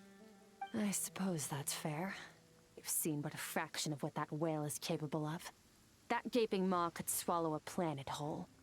It's called the all-devouring narwhal for a reason. Devouring is what it does best. It can extract power from anything, dead or alive, as long as it manages to make physical contact. Interesting. Yeah. When we had our run-in with that thing, Neverlet mentioned that it has an instinct to devour. Your dragon friend recognized the nature of its abilities and used the power of Hydro to protect you. That worked because it was in a satiated state, so it was somewhat less aggressive than usual. It's a different story when it has no more power to feed off of. That's when its true voracious nature kicks in. It could devour everything on the planet in that state, which is why I cast it into that void space. But I hadn't counted on there being anyone left on this planet capable of wielding its power. To me, that says he must have encountered the whale a long time ago. Meaning, he must have known my master. Yeah, so he's some sort of relation to Sertologi. Exactly. It told me everything I needed to know. Hence why I said we both got what we came for. And I believe that brings our transaction to an end. Now that you're whole again, you can get back to your own journey. I'll handle the rest of this situation myself. No way! We can't leave now! Something was stolen from you because of us! We have to help you get it back! That's what I feel. This isn't my first taste of failure or losing power. When you fall, you get back up again and become stronger. That's how it is. But what if that monster finds you before you're all better? Plus, how are you gonna get home? It's not like you can just go swoosh and open a door to the abyss again. Not without your full strength. Fair point. Sticking with us for the time being doesn't sound so bad, does it?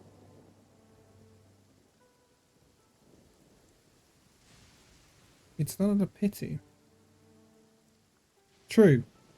You said I don't want to be in your debt. Well, I still am. Fair enough. Then take this.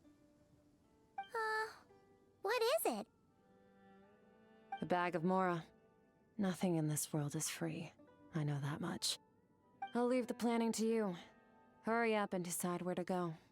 We shouldn't linger. We should take Skirk somewhere she can rest. But where? Boo-boo I get the pharmacy. feeling Skirk wouldn't like being around a lot of people. Oh wait! Baiju said we could rest in the back room of the pharmacy, didn't he? Let's head there! I love that she's just stood there. Boo pharmacy. I'm glad it didn't just end there. That would have been a little bit anticlimactic. I'm curious as to quite what's going on here. There's more to this than meets the eye. I want to know quite who's behind it. Not a teaser about who's behind it. I want to know who's behind it. Oh, Baizu! Can I use your back room again? Very important matters. Very, very, very important. Huh. This bag from Skirk has a ton of Mora in it. So, Does she have a she's job sugar or mummy. something?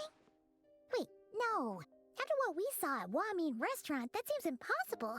Can you imagine? It would go something like... I'll be collecting my paycheck now, boss. Oh, sure thing. Wait, who are you? Have we met? Very good acting, Paimon. Can't hold a job if you make everyone forget about you. So, what did you do to get all this Mora? And she's probably hearing every word. Claimed some buried treasure, took care of a few monsters that were causing trouble. Nothing untoward. It's safe to use. Ah! You heard all that? You have a habit of this, Paimon. A sonorous voice like yours is hard to miss. I wouldn't be surprised if the sound of it traveled to the nearest mountaintop. Did you by chance happen to hear Paimon's little, joke earlier? You mean when you called me Frosty the Lavender Melon?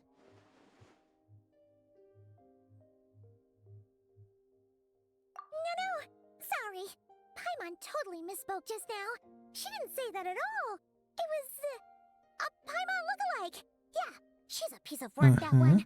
Always impersonating Paimon and giving people weird nicknames. Yep. Okay, fine.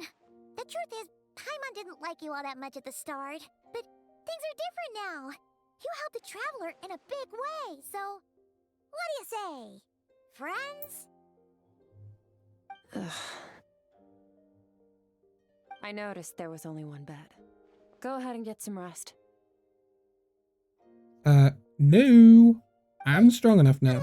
You should rest. I don't get tired, and I don't Oh. need rest. I'm going to practice my sword work. That should help me regain some strength. You don't get tired. Your shoulder. Hey, don't just You lay run on here. Duracell or something. Ah, whatever. Let her tire herself out. She'll come back eventually. Let's get some sleep, Traveler. That comfy bed is calling, Paimon. I bet it is. Skirk is stubborn. Even if I tried to convince her to take it easy, I doubt she'd listen. Paimon is right. Skirk will stop and take a break once she gets tired. I hope. I should just get some sleep.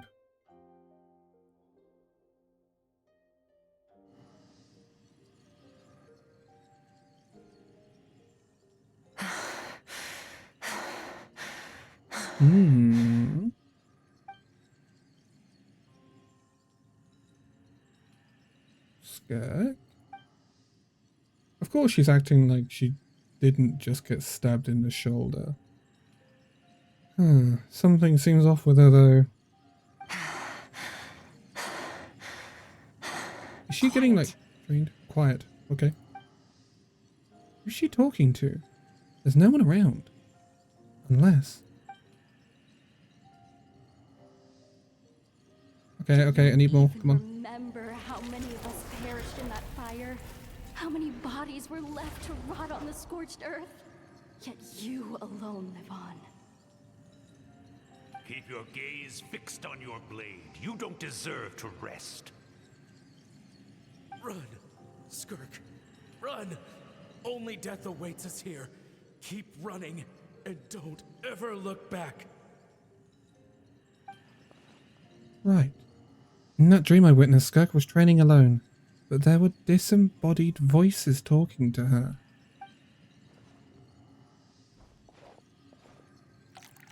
One of them mentioned a fire. I wonder what happened exactly. If only she could just talk to us.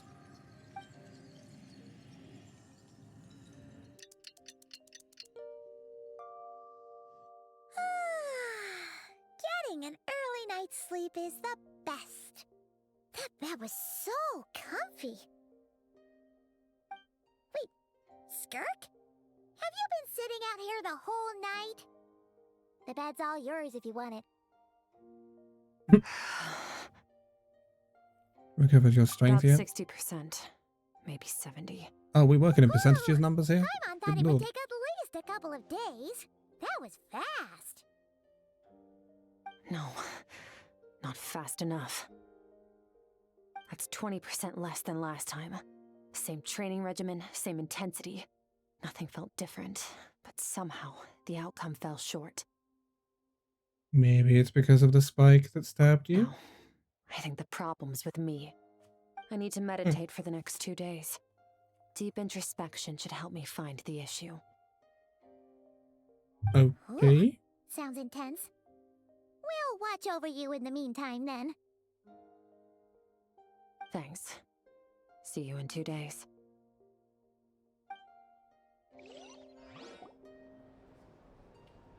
That was her allowing us to do that? A little bit surprised.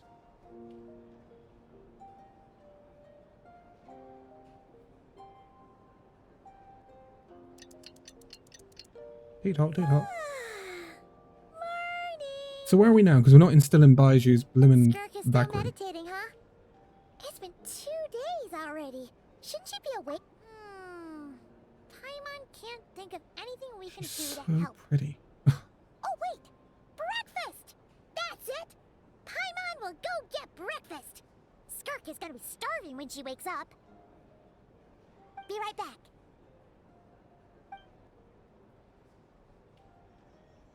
Okay, Paimon. Sure.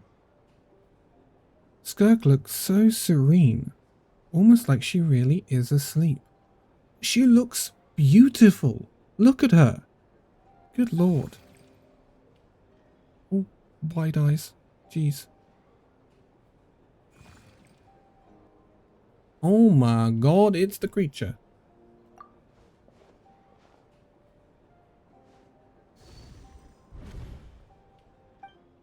What are you doing? Are we being pulled into her meditation? Oh, wow. Oh. This place feels familiar, but where am I exactly? There are towering cliffs, withered trees, and a strange river flowing from the horizon all the way here. But it's broken up several times along the way with a waterfall at each break point. On closer inspection, the colour of the water is changing. The closer I get to the lower portion, the darker it becomes. Almost as if... Is this the area in her dreams but without fog? That's right. This is Skirk's inner world. Think of it as the threshold between the soul and dreams. I'm glad you're not going mem. But what you remember is probably a space covered in darkness. I only managed to illuminate a small portion for you back Yeah. Because we did say that we kind of heard running water or stream. Actually, it's my first time talking to someone like this. I only managed to break free and bring you here because the injury weakened her power. I guess that's why I can speak again, too. Is this the more human side of Call Skirk? it fate, if you want. I think that's the word they use in this world for lucky coincidences like this, right? Now, before I take you to her, I gotta ask. You're the first outside visitor to ever come here, so what's your impression of this place? Oh, you noticed. This river represents Skirk's strength. Oh. Strength accumulates over time. It is the summation of a person's lived experience. It's more purple. This river is where all the fragments of Skirk's life should converge into a single stream of memories and emotions, flowing forward as one. But, as you can see, this river has been severed numerous times.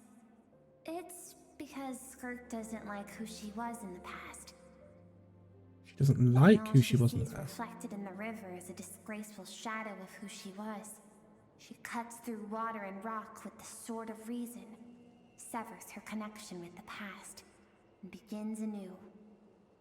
Right. Wait, that reminds me of something. You must learn to shut out all the pointless emotion. Crush the self that makes you weak and become master over your physical form. This isn't my first taste of failure or losing power. When you fall, you get back up again and become stronger. That's how it is. I see. So it was Sertology who taught Skirk to replace all emotion with reason. And since then, it's been a constant process of abandoning, refuting, and erasing her past self. I suppose that's the secret to her strength. But it's such a sad thing to think about. What has she been through? Why does it have to be this way? The answer to one mystery invites another question, I see. Yeah. Let's follow the river upstream. There among the cliffs, among the memories etched into her heart, lies the truth of it all. Soon, you'll understand everything. Okay. Whee! Yeah, I thought it'd be one of these things. Come on then, buddy. I don't know what you are, but you're buddy from now on, for the moment.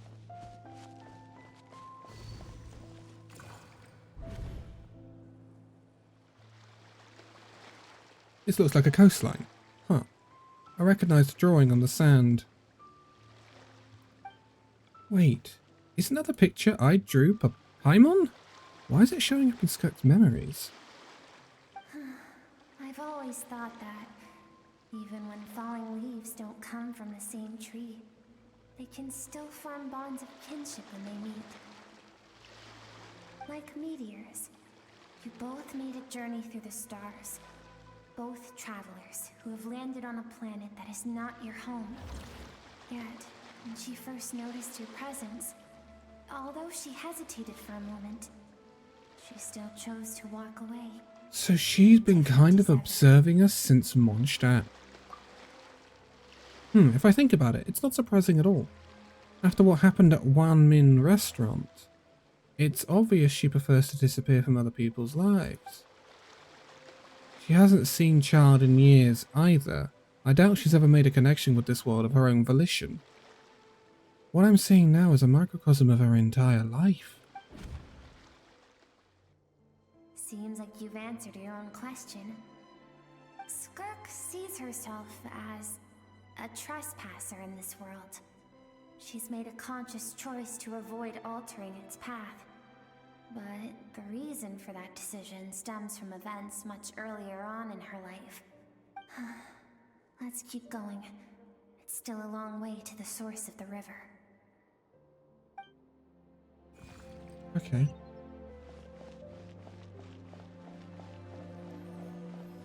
This is really pretty, by the way. This might be... I mean, it's a struggle to remember the old story quests. It's been a long, long time since I played them. This is right up there. This might be the best I've played. You now have what it takes to wield immense power. Look at her. From this day forth, I shall teach you no more. No one can become a worthy warrior through imitation alone. I have given you fangs and claws. Now, you must learn to hunt. You wish me to travel the world beyond on my own, Master? Indeed. Make new friends. Embark on your own journey. And piece together a new future from the shattered remnants of your past. We will still have contact through the abyss. But know this. One day, wow, I will take the life you worked so hard to rebuild and reduce it to ashes. Just like the fire that haunts your mind. Why do you do that? I have told you before. Fear is the catalyst for human evolution. You have tasted loss. You have known fear, so deep it can be felt in the bones. But as living beings, we all have an instinct to detach from that which harms us. And thus pain dampens over time, and the acrid taste of fear becomes but a distant memory. Yet now, I have bestowed upon you the gift of fear eternal. It will drown you in the nightmare of your childhood, or it shall drive you to defeat me, whatever the cost. Oh, that figure next to Skirk looks familiar, right? I saw the same figure during the battle against the all-devouring Narwhal. It's Sertologi. Traveler. That is what Skirk's master, the foul Sertologi, looked like at one point in time. You can change form. Of course. As a higher being, physical form is a triviality to him. Okay. I don't... Genshin hasn't, from my experience, explored higher beings beyond Teyvat. Teyvat has its gods.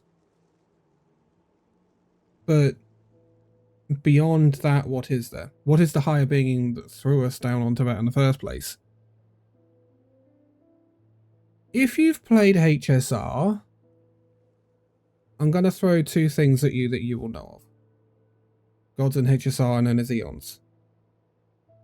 And they can directly give power to people, and they become emanators of said path. Skirk gives me this feeling of an emanator. She is darn powerful.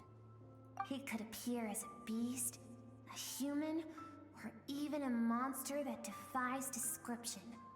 The form you see him in here, clad in abyssal armor, is the one he usually wears when traveling through the stars.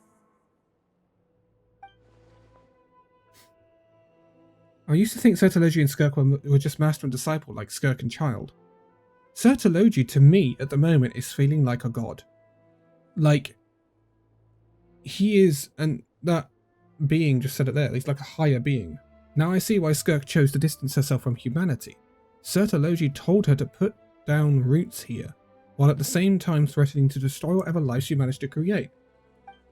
For certain reasons, I need to bridge the power gap between me and my master as quickly as possible. But first, I need to understand the source She of his wants to be strength. free of Sertologi so she can actually live a To life. do that, I need to follow in his footsteps, walk the path he once walked, and somewhere along the way, I'll find out how to defeat him. That is my sole focus and purpose. So that's what she meant. But I still don't understand why Sertologi would do that. From what he said, I didn't pick up on a conflict between them. If you consider he might just be I'll evil. let you in on a little secret. The real Sertologi is terrifying. The scope of his power is impossible to understand until you experience it firsthand. It is absolute, the power to crush all things. Shall we keep going? Let's see. We're about halfway there. Are we saying Sertologi is more powerful than a god? I think we are? Or at least the gods of Teyvat anyway. Not sure about gods from beyond Teyvat. That's a whole different ballgame.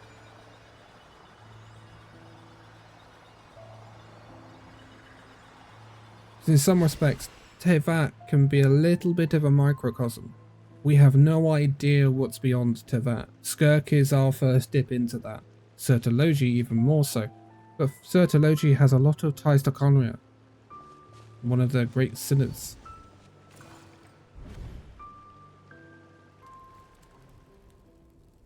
Oh, little Skirk. This must be Skirk when she was a kid. We've made it quite a ways already. This is Skirk, when she first began training under Sertologi. I have set your broken wrist. Tomorrow, you're to train twice as hard. She did actually break her wrist. I thought she did it earlier when the No scream tears happened. this time. When they were doing the training Good. flashback. Attempting to garner sympathy through tears is a habit of the weak. A pitiful, useless ploy. Can I ask a question, Master? Why did you save me? I keep thinking, maybe it would be better if I had died. I wouldn't be haunted by that fire all the time. I wouldn't have to go on like this. I saved you because I have a plan for you. It has been too long since I fought a battle that demanded my full strength, and I hunger for it. Every so-called genius and prodigy I have faced has crumbled like sand underfoot. Before me, even fate bends the knee. So, I will teach you everything I know. Train you by whatever means necessary, in the hope that one day, you might surprise me. But I don't want to draw my sword against you, Master. What you want matters little. Among the boundless sea of stars, the cries of the weak are but faint murmurs that disappear into the void. You of all people know that well. Yes, Master. All of this so Certology can feel challenged? All she knew was grueling training, emptiness, and fatigue. After some time, her talent bloomed, and she gained control over her emotions, like her master. How should I put it? It was not that human emotion disappeared from her heart, but that reason came to dictate all she was allowed to feel. I suppose it was at this point that she became the Skirk you know today. Yeah. So Certology saved Skirk from a disaster when she was a child, and never even tried to hide his ulterior motive. I suppose that leaves one final mystery. What really happened with the disaster back then? Certology's final words to Skirk were cold and cruel, but Skirk's reaction made it seem like it was a truth she knew all too well. I have a feeling it all comes back to what happened back then. We're nearly there. I almost don't want to reach the end. Well, shall we?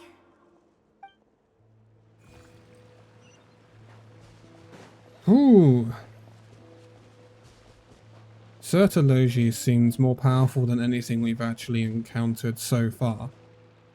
Bar, maybe, the power that put us on Teyvat at the very start of the game.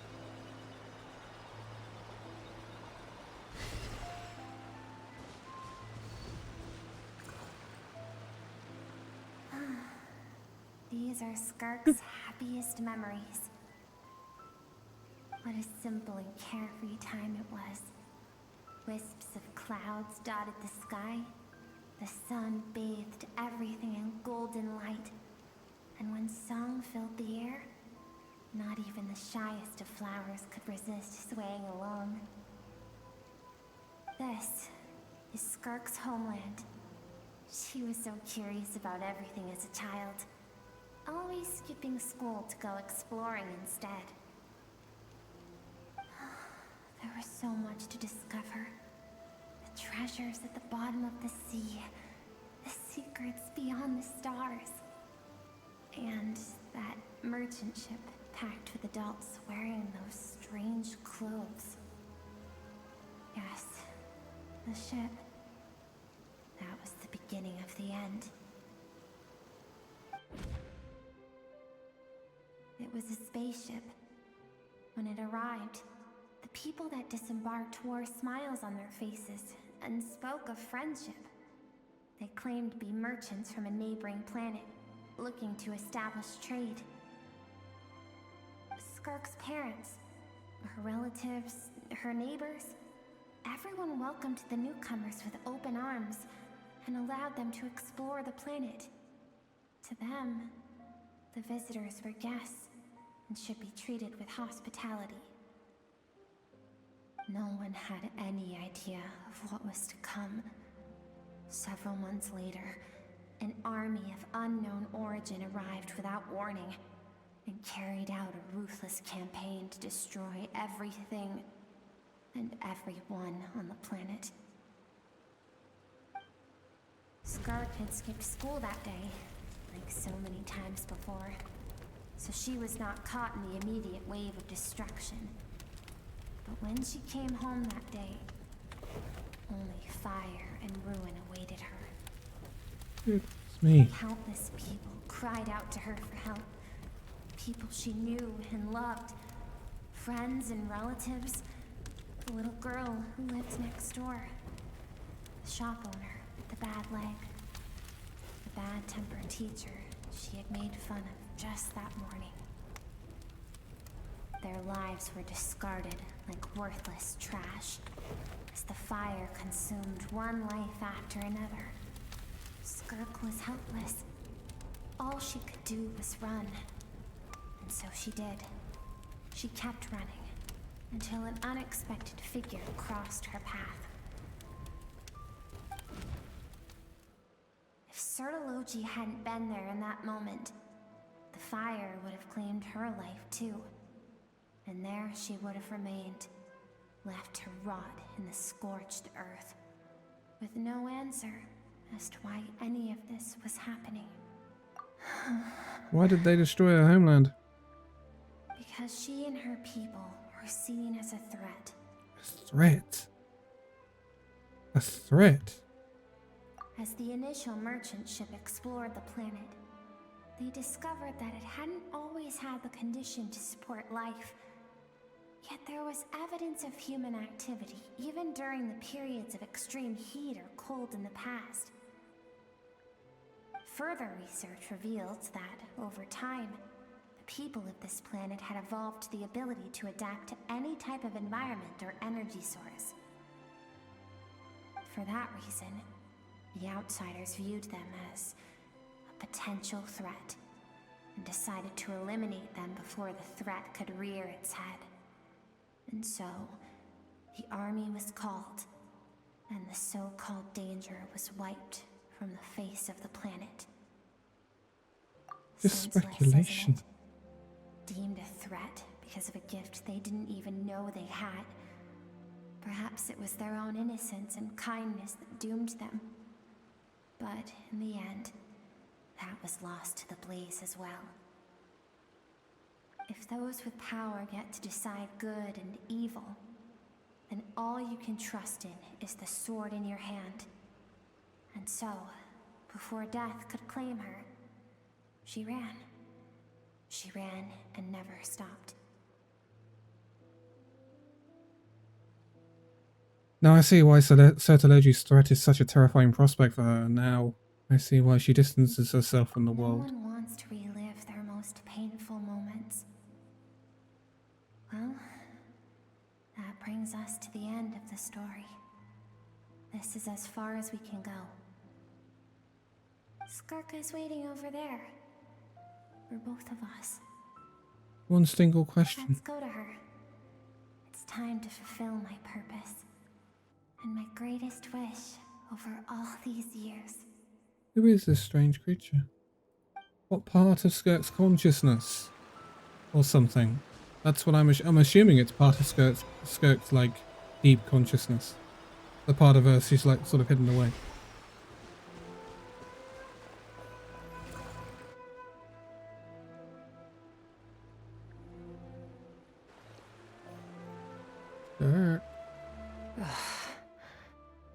So all this, just so you could bring her here? I have things to say to you. Well, to me. That's what I thought. I want someone to witness our reconciliation, even if it takes an argument to get there. And she is the best choice in this moment. Her suppressed emotional self. The version of herself she keeps locked in the recesses of her mind, stifled by reason. All those rejected impulses, those discarded aspects of your past selves, they are a part of me now. I am who you used to be. Someone you have refused to face for too long. So, I came to face you instead. You're wrong. I've faced you all along. And that's exactly why I keep you locked here. Your existence makes me weak. Moments of joy and longing are when we are most vulnerable. Don't forget, it was a penchant for goodness over reason that doomed our homeland in the first place. The vastness of the universe renders everything insignificant. Our feelings most of all. Even so, learning from the mistakes of the past doesn't have to mean erasing everything. Strip yourself of your so-called weaknesses, emotions like kindness and empathy, and what makes you any different from the ruthless soldiers who slaughtered our people? Not wrong.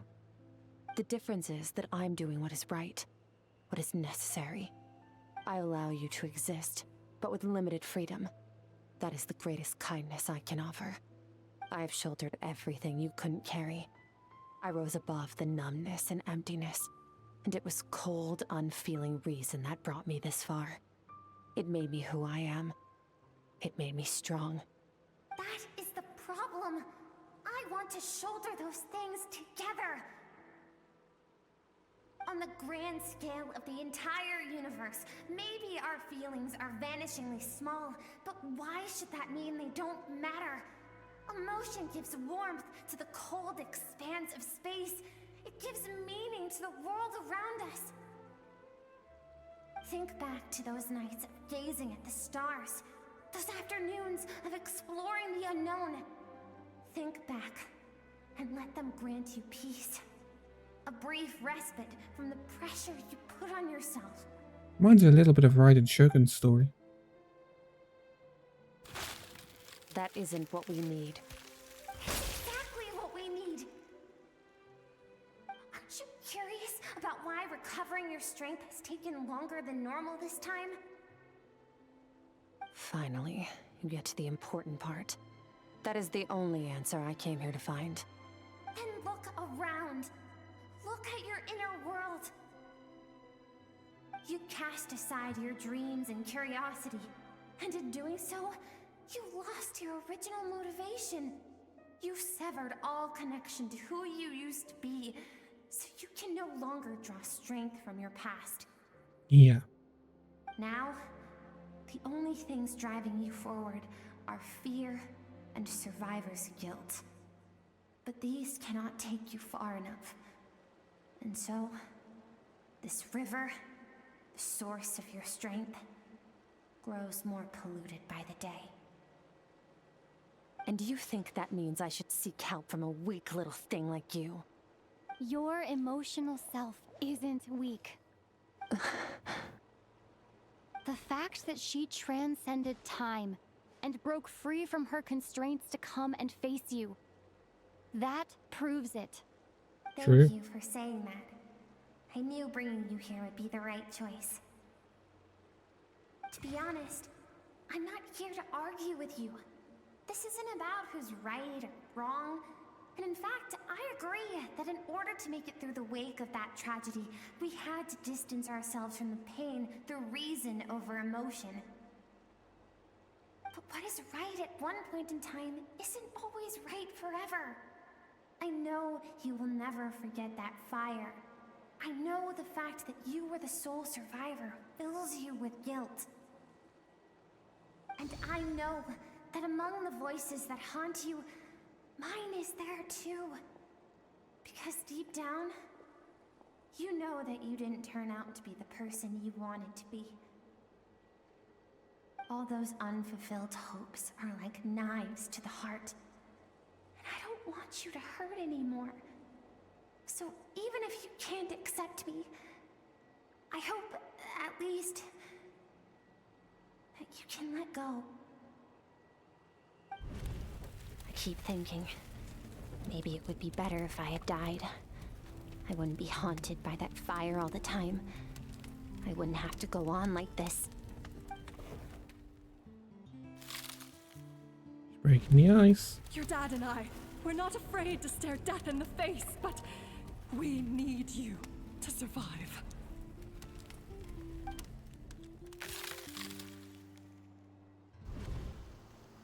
I'm sick of being a kid. There's so many amazing things out there, and I'm ready to see them all.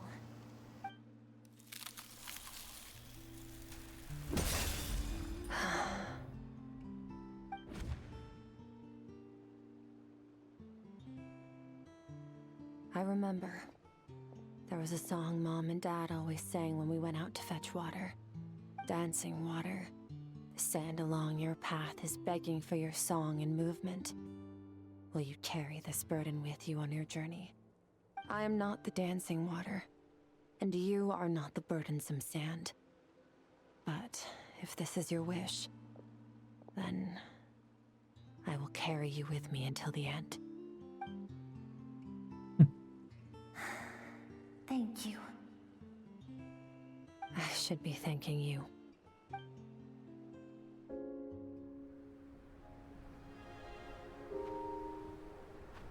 Oh, wow.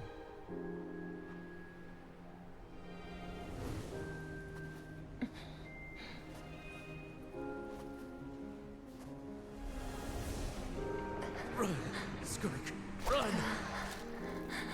Remember, leave no one alive! Heed my words, Skirk. Let fear take root in your soul. Did you survive? Why was it only you? Skirk, did you become a positive light in this world?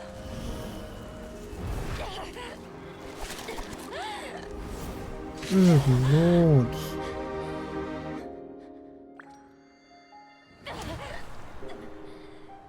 Hey, this doesn't have to be the end.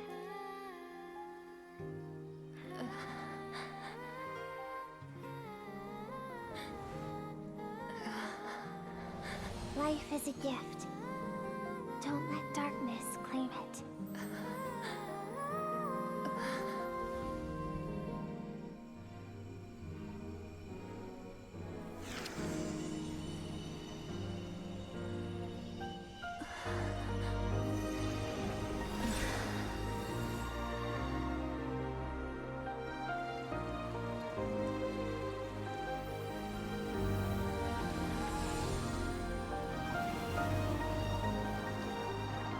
What a beautiful animation.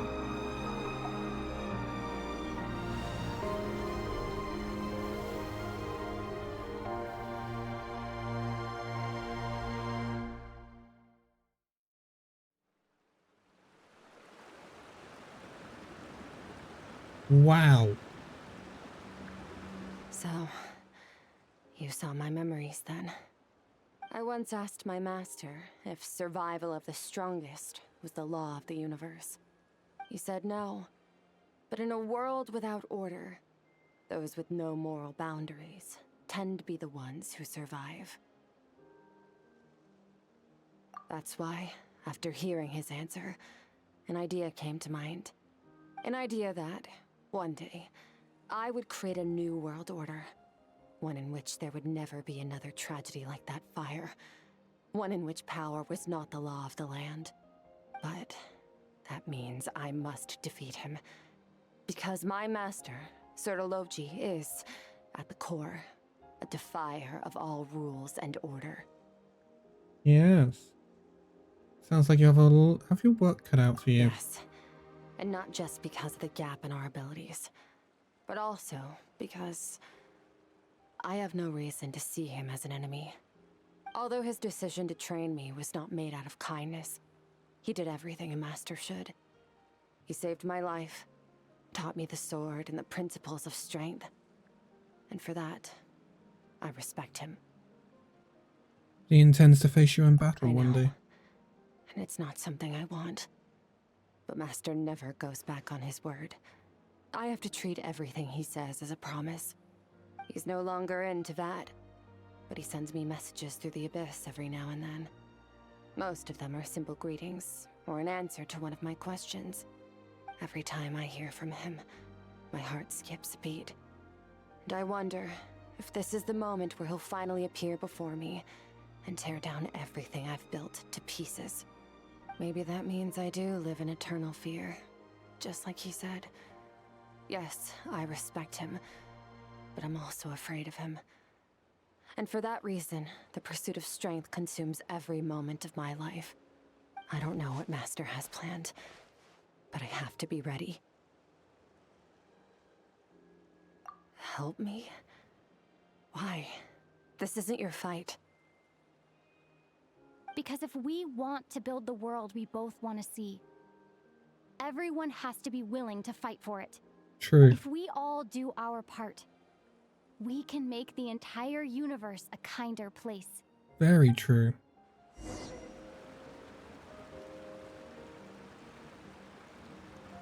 Wow. So that's setting up for a fight with Skirk against Sertolochi in the future, which is going to be nuts. I don't even know when you do that in the story. Skirk gazes into the distant sky. There's nothing else to do here. Should I leave?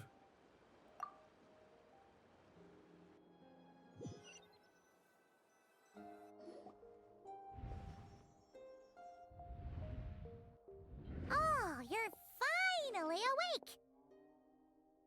Honestly, Paimon was gone for like 2 seconds and then she comes back and finds you both unconscious? Oh, you scared Paimon half to death. You're both okay, right? What does it look like?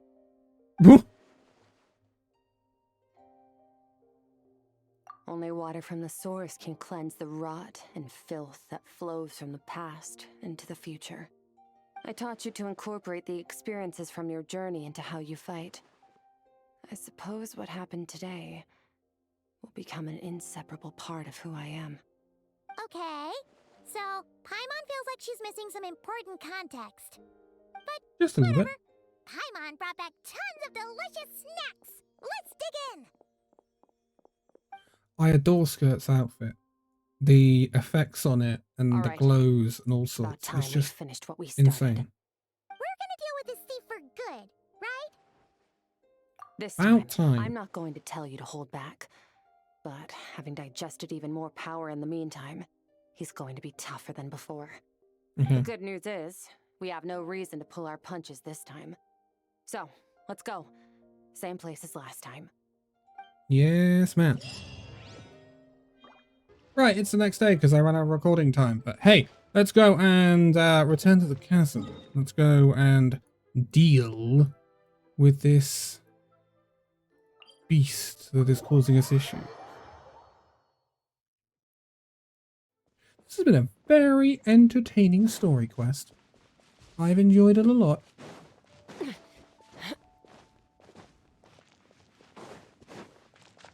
I'm looking forward to Araki news, actually. That will be fun.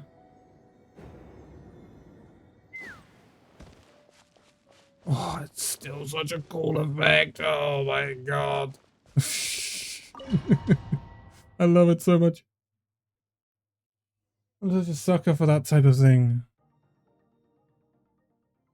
Come on in, Skirk. The fog is gone! Man, this is giving me Nihility vibes. If you know, you know. Wait, isn't that the form the all-devouring narwhal changed into? How come he knows that, too? Really? So, you're telling Paimon that giant whale and this guy can both turn into the fowl? I thought that was Sertolochi for a minute. It's a subconscious instinct. Any intelligent being who longs for his level of strength is bound to mimic his appearance. It's a natural response after encountering someone as powerful as Master. This is such a cool enemy design, by the way. Really cool. To them, he represents ultimate power. We know the person before us has encountered Master, and we know he stole a portion of my power. So it's not surprising that he would assume this form. Okay. Oh, the closer Paimon looks, the more intimidating it gets. Nervalette isn't here this time, so it's up to us. He won't have the nerve to steal again after we're done with him. Let's teach this guy a lesson. Okay, let's go. Okay, we are trapped there as well. Okay. Where did Buddy go? Jesus. Holy.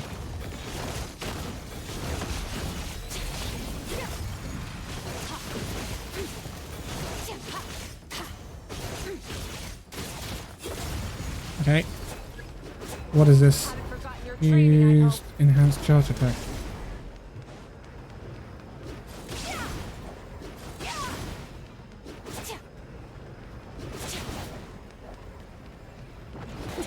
Oh! Whoa, whoa, whoa, whoa. Okay.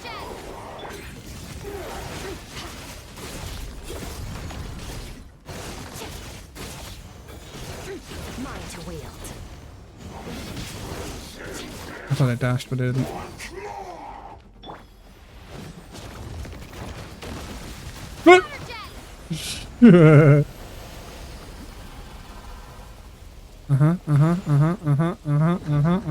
Bam, bam, bam. There we go. Go again.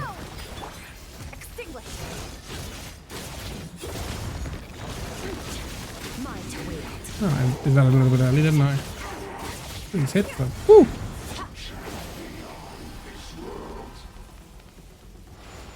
Bam, bam. That's a little bit sad I can't use that on them.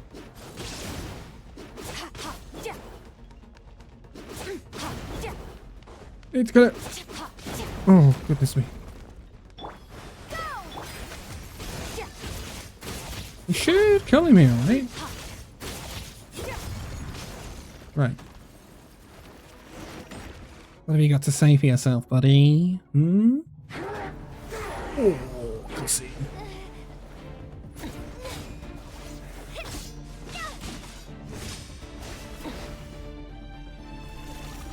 Not this again! Watch out!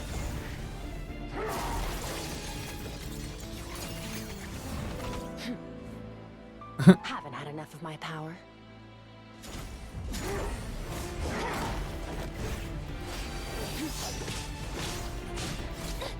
She's so awesome.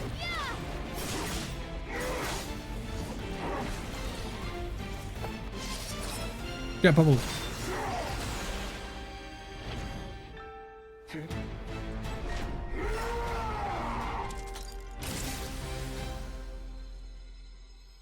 Well then, let's see how much more of this power you can handle.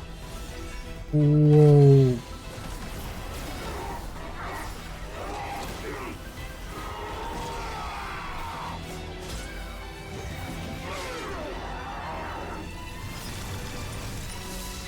Is she taking his sword?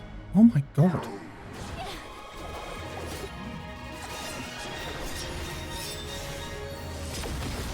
Oh, that's awesome. What a scene.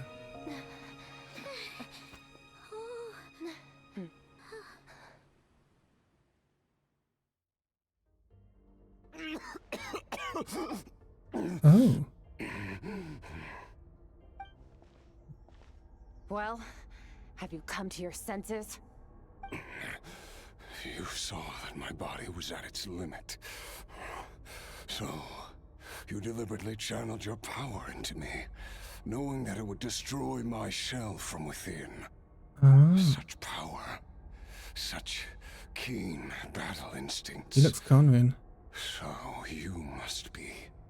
Skirk, Sertologi's disciple. How long has it been? How long has he been away from Teyvat? Hundreds of years. Hundreds? Sorry. It's a lot to take in. I should introduce myself. I am Skofnungar, a friend of your master and one of his followers. This is the first time I've heard your name, Skirk. But hundreds of years ago, I knew you existed. And I knew you would come here. Hundreds of years ago? Sounds like you and Master have quite the history. Care to tell us about it? Of course. Might as well take advantage of a clear head while I can. The story starts a long, long time ago. Okay then. I was born into a noble family in Conria. You look Conria? As the eldest son, I was set to inherit our title. But I contracted an incurable illness as a child, and everyone gave up on me. I trained the sword harder than anyone else, defeated all of my peers. But it was all in vain. When other people looked at me, all I saw in their eyes was pity or a strange glee in my misfortune. Even my parents were just waiting for me to die. Over time, my heart hardened, and I became aimless. That was the point where I met your master, Sir Telogi. We were similar in age, but different in background. He was born in prison, the son of criminals who had been sentenced to death. He spent his childhood wandering the streets, facing more criticism than the literary works in the Universitas Magistrorum. Yet, he always wore a smile on his face, as if kindness and malice were one and the same, and he could not see the difference. I still remember what he said to me when we first met. You need to fight to survive. Even if it's a losing battle, it should light a fire under you. How can you sit back like this and go down without a fight? That does sound like something he would say. Yeah. He was the first to acknowledge that I was worth something, and he inspired me to keep going. When we sparred together, it was the first time I'd actually felt the thrill of combat. When I was 10, he stole forbidden research materials and managed to cure my illness.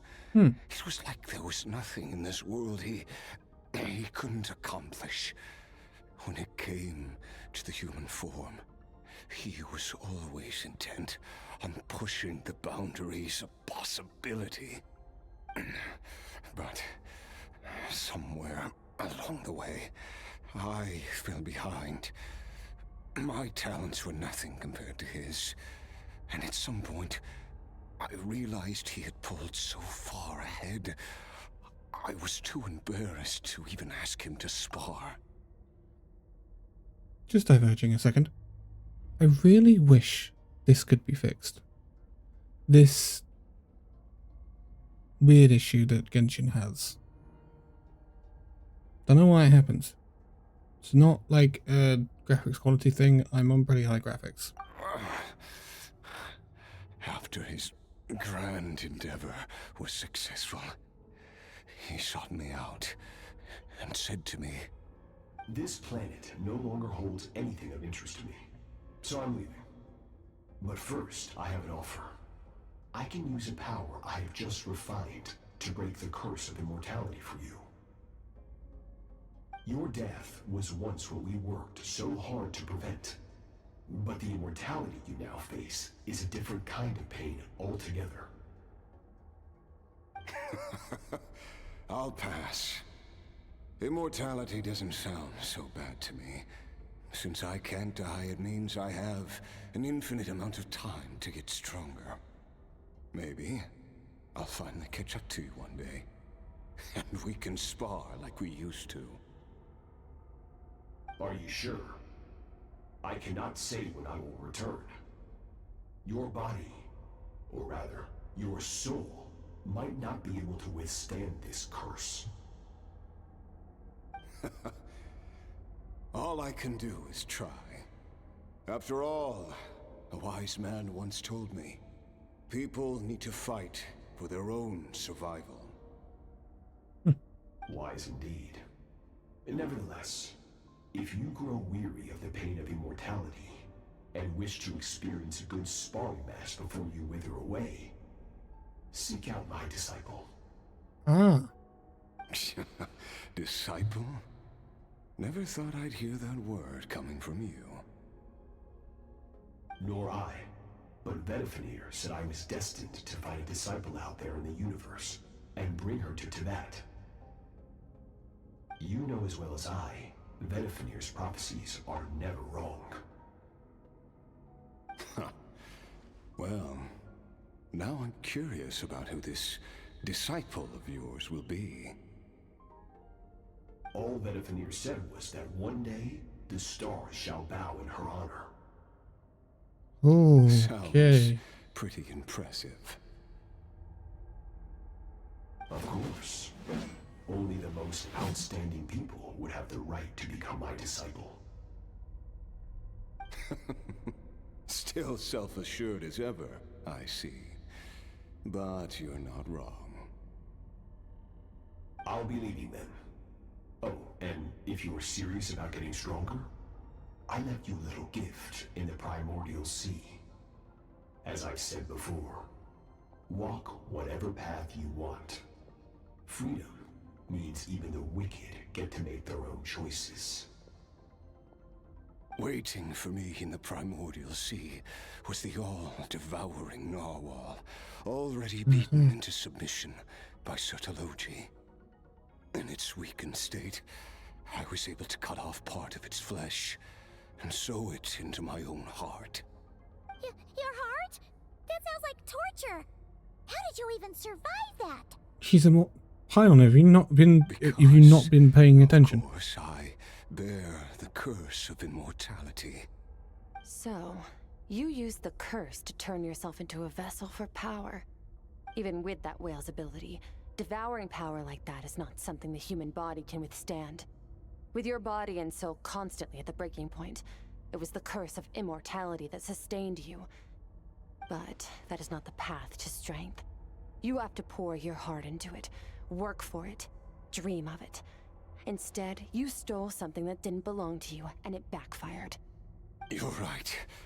I should have known better, but I had already pushed myself to my limits, and he was still miles ahead of me. So I had to take a leap of faith. I miss your master. I miss the days when we were all together, troublemakers without a home. I don't regret the choice I made. But if you'll allow it, I do want to apologize. To both of you. After the beating we just gave you, I think we can call it even. You're an interesting one as well. Sertologi's disciple. That's a lot to live up to. It can't have been an easy experience. I know what he's like. He rules with an iron fist, using despair and fear to force you to catch up to him. Yeah. All the while, standing ever out of reach. We're like mountain climbers in the dark. What a view that is. Never knowing how much higher we have to climb. There's a wallpaper for your PC, good lord. When we will see the sun again. True. But I made up my mind long ago. No matter how dark it gets, I will not give in to despair. I will overcome it. Besides, after hearing your story, I suspect what Master really wants is not a battle that demands his full strength, but rather a defeat without regrets. Oh? Since you're his friend, you must have some things in common. The first time we came here, when you stabbed me through the fog and stole my power, I felt no emotion coming from that spike. But when you had to devote all your strength fighting me just now, I could feel joy and passion emanating from your blade. It was the joy of a researcher discovering the truth of the world. The joy of an artist uncovering a temple of wonders. Interesting. I'm certain I didn't express those emotions outright. Yet you were able to read them from my blade. Like a glimpse into my inner world. You're right. That battle brought me an unbridled sense of joy, and my defeat brings me no regret whatsoever. Exactly. I think Master also craves a battle like that. Yeah. One where his opponent forces him to use all his strength, unlock the extent of his potential, and transcend his own limits. A battle to end all battles. After which, all can come to an end, including, perhaps, his life. For that very reason, good and evil are meaningless to him.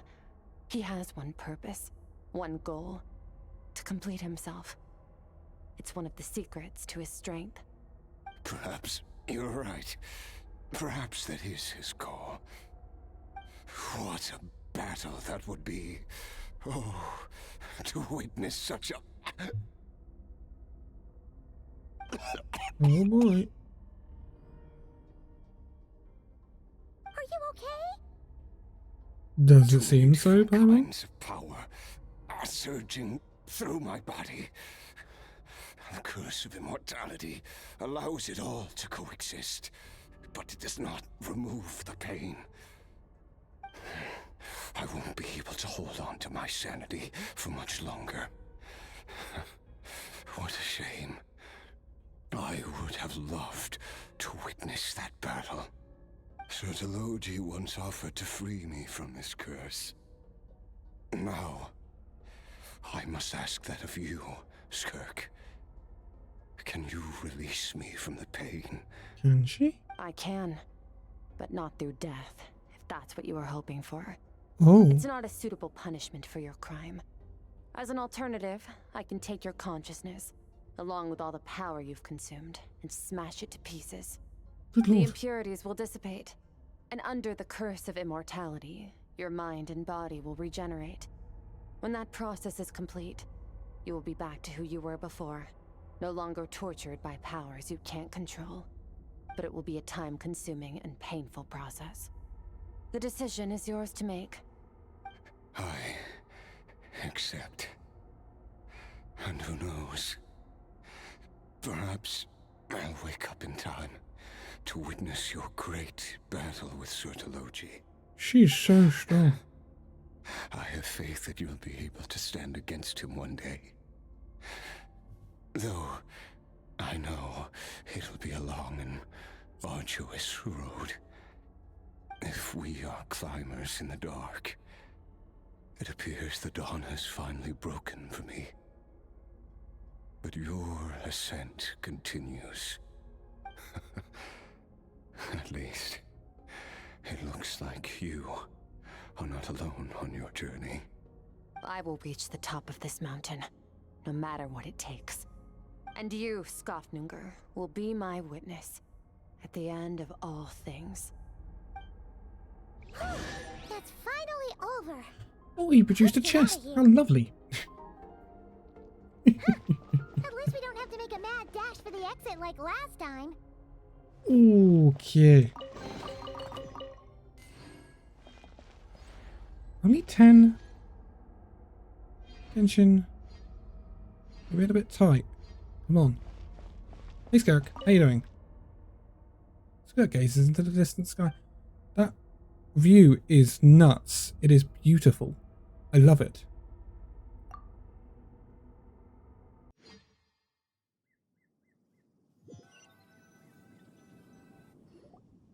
We did it! Ah, it's only been a few days, but it feels like forever. Once again, we've proved there's nothing we can't overcome. We're just that awesome. I didn't even break a sweat. Wow, you sound even more confident than usual. Guess you really have become stronger. Today sure went by fast. It's night already. Oh wait, that reminds Paimon. The stars you mentioned. The ones Good question, that died out? Paimon. Are they back now? Yes. The power Skofnunger stole has been returned. So, the stars have regained their light. Great! Huh, it's crazy that you even noticed their light was gone. There are so many stars in the sky. If a few disappeared, Paimon definitely wouldn't be able to tell. Okay. Throwing out a theory here, Paimon. Don't we know that the sky is kind of fake anyway? So how can we trust anything that's above us when we're in Teyvat? I suppose it's because I have gazed upon this sky for centuries. The false stars, hanging in the meticulously planned sky, glittering with rotten light. The false It's stars? not real. And yet, it is for that very reason that I can look upon it and enjoy the momentary peace it brings. Even the most beautiful of bubbles has to burst. We will return to the real universe one day, whether of our own volition or not. Time marches ever forward. Even the innocent and naive will taste life's bitterness. Yet through hardship, we grow until we learn to seize the sands of time for ourselves and uncover our true strength. Though we gaze upon a false sky, its vastness and majesty is palpable. One can only wonder, what is it going to take for kindness to reign supreme in the vast expanse of the universe? Ugh, this is all going over Paimon's head. But if she knows one thing, it's that the traveler always finds a way. Ever since we met, she has filled Paimon's days with happiness. No matter how tough things get, she always finds a way to make it better. Stop going soppy on me, Paimon. If it's too big a job for one person, then we'll do it with two.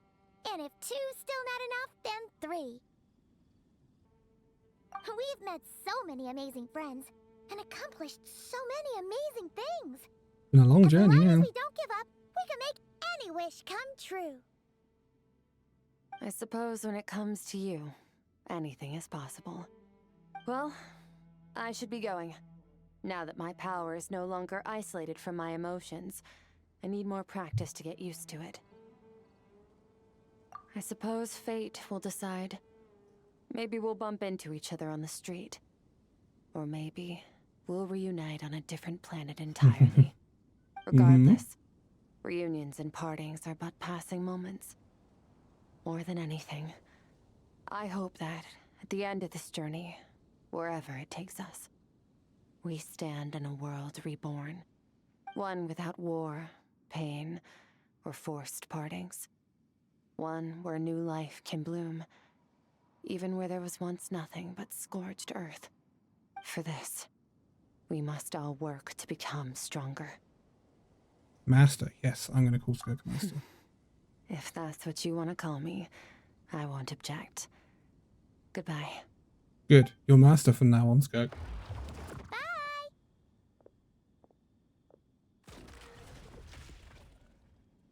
Is it just Paimon, or is she being nicer than before?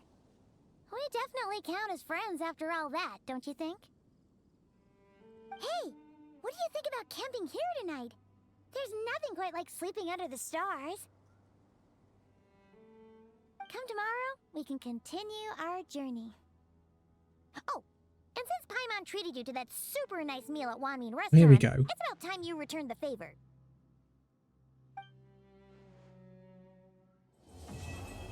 That is the end of Skirk's story. At least Act 1 of it, anyway.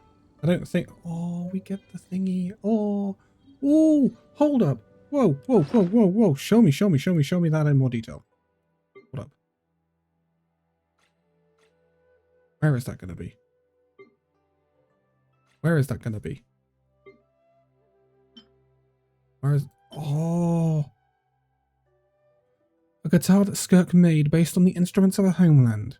The guitar has a unique charm when played. Its ancient melody seems to have of a history that nobody recalls.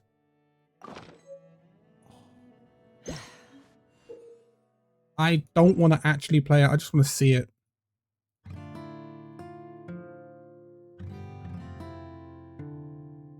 Oh, it's so pretty though. Can I move this? Oh, that's so cool. Oh, I love that. I love that so much. Then we also got the earpiece, the headpiece, the piece, that. An Abyss Crystal, a gift from Skirk to you. When worn, it can be used in your sleep to dream mirror with her. To find the culprit, Skirk infiltrated your dreams while you witnessed the memories deep within her heart. Use this crystal once more to revisit certain scenes of what happened back then. Interesting.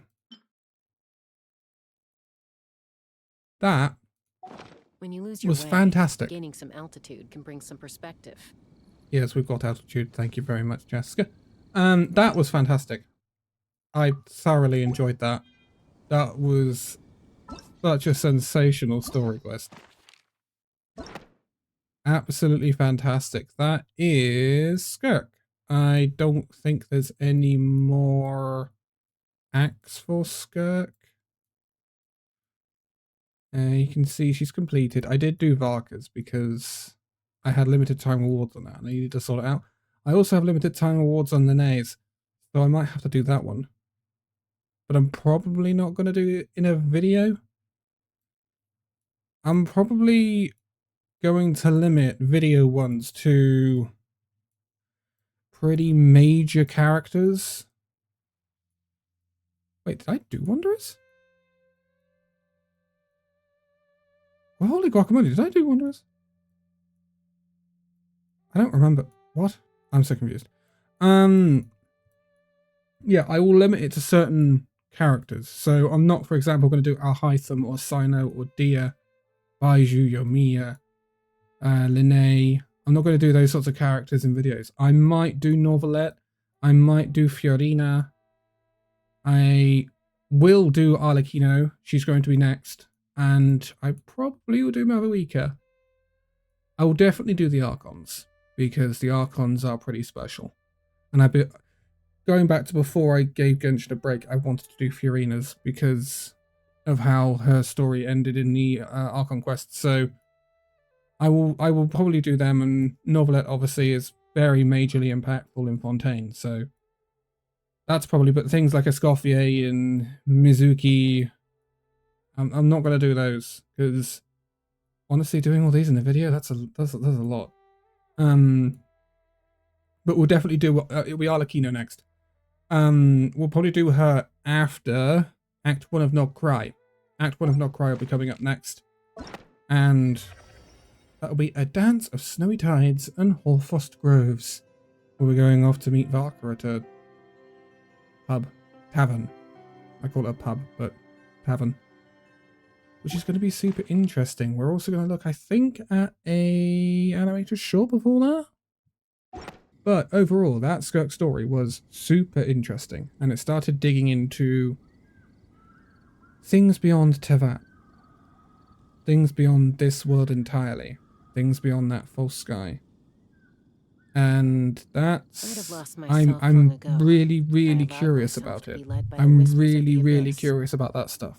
Surviving is tough. We know a lot about Teyvat. We know a lot, not everything. Not yet. We know a lot about Teyvat. I really want to start delving into that beyond the sky type of what's beyond Teyvat type conversation. That fascinates me. And it will get me really, really intrigued. So, I'm looking forward to more stuff like that. But if you've liked this video, give it a like, subscribe if you are new, hit that bell notification icon to stay up to date with all stuff Genshin, lots of stuff HSR at the moment as well with the anniversary coming up.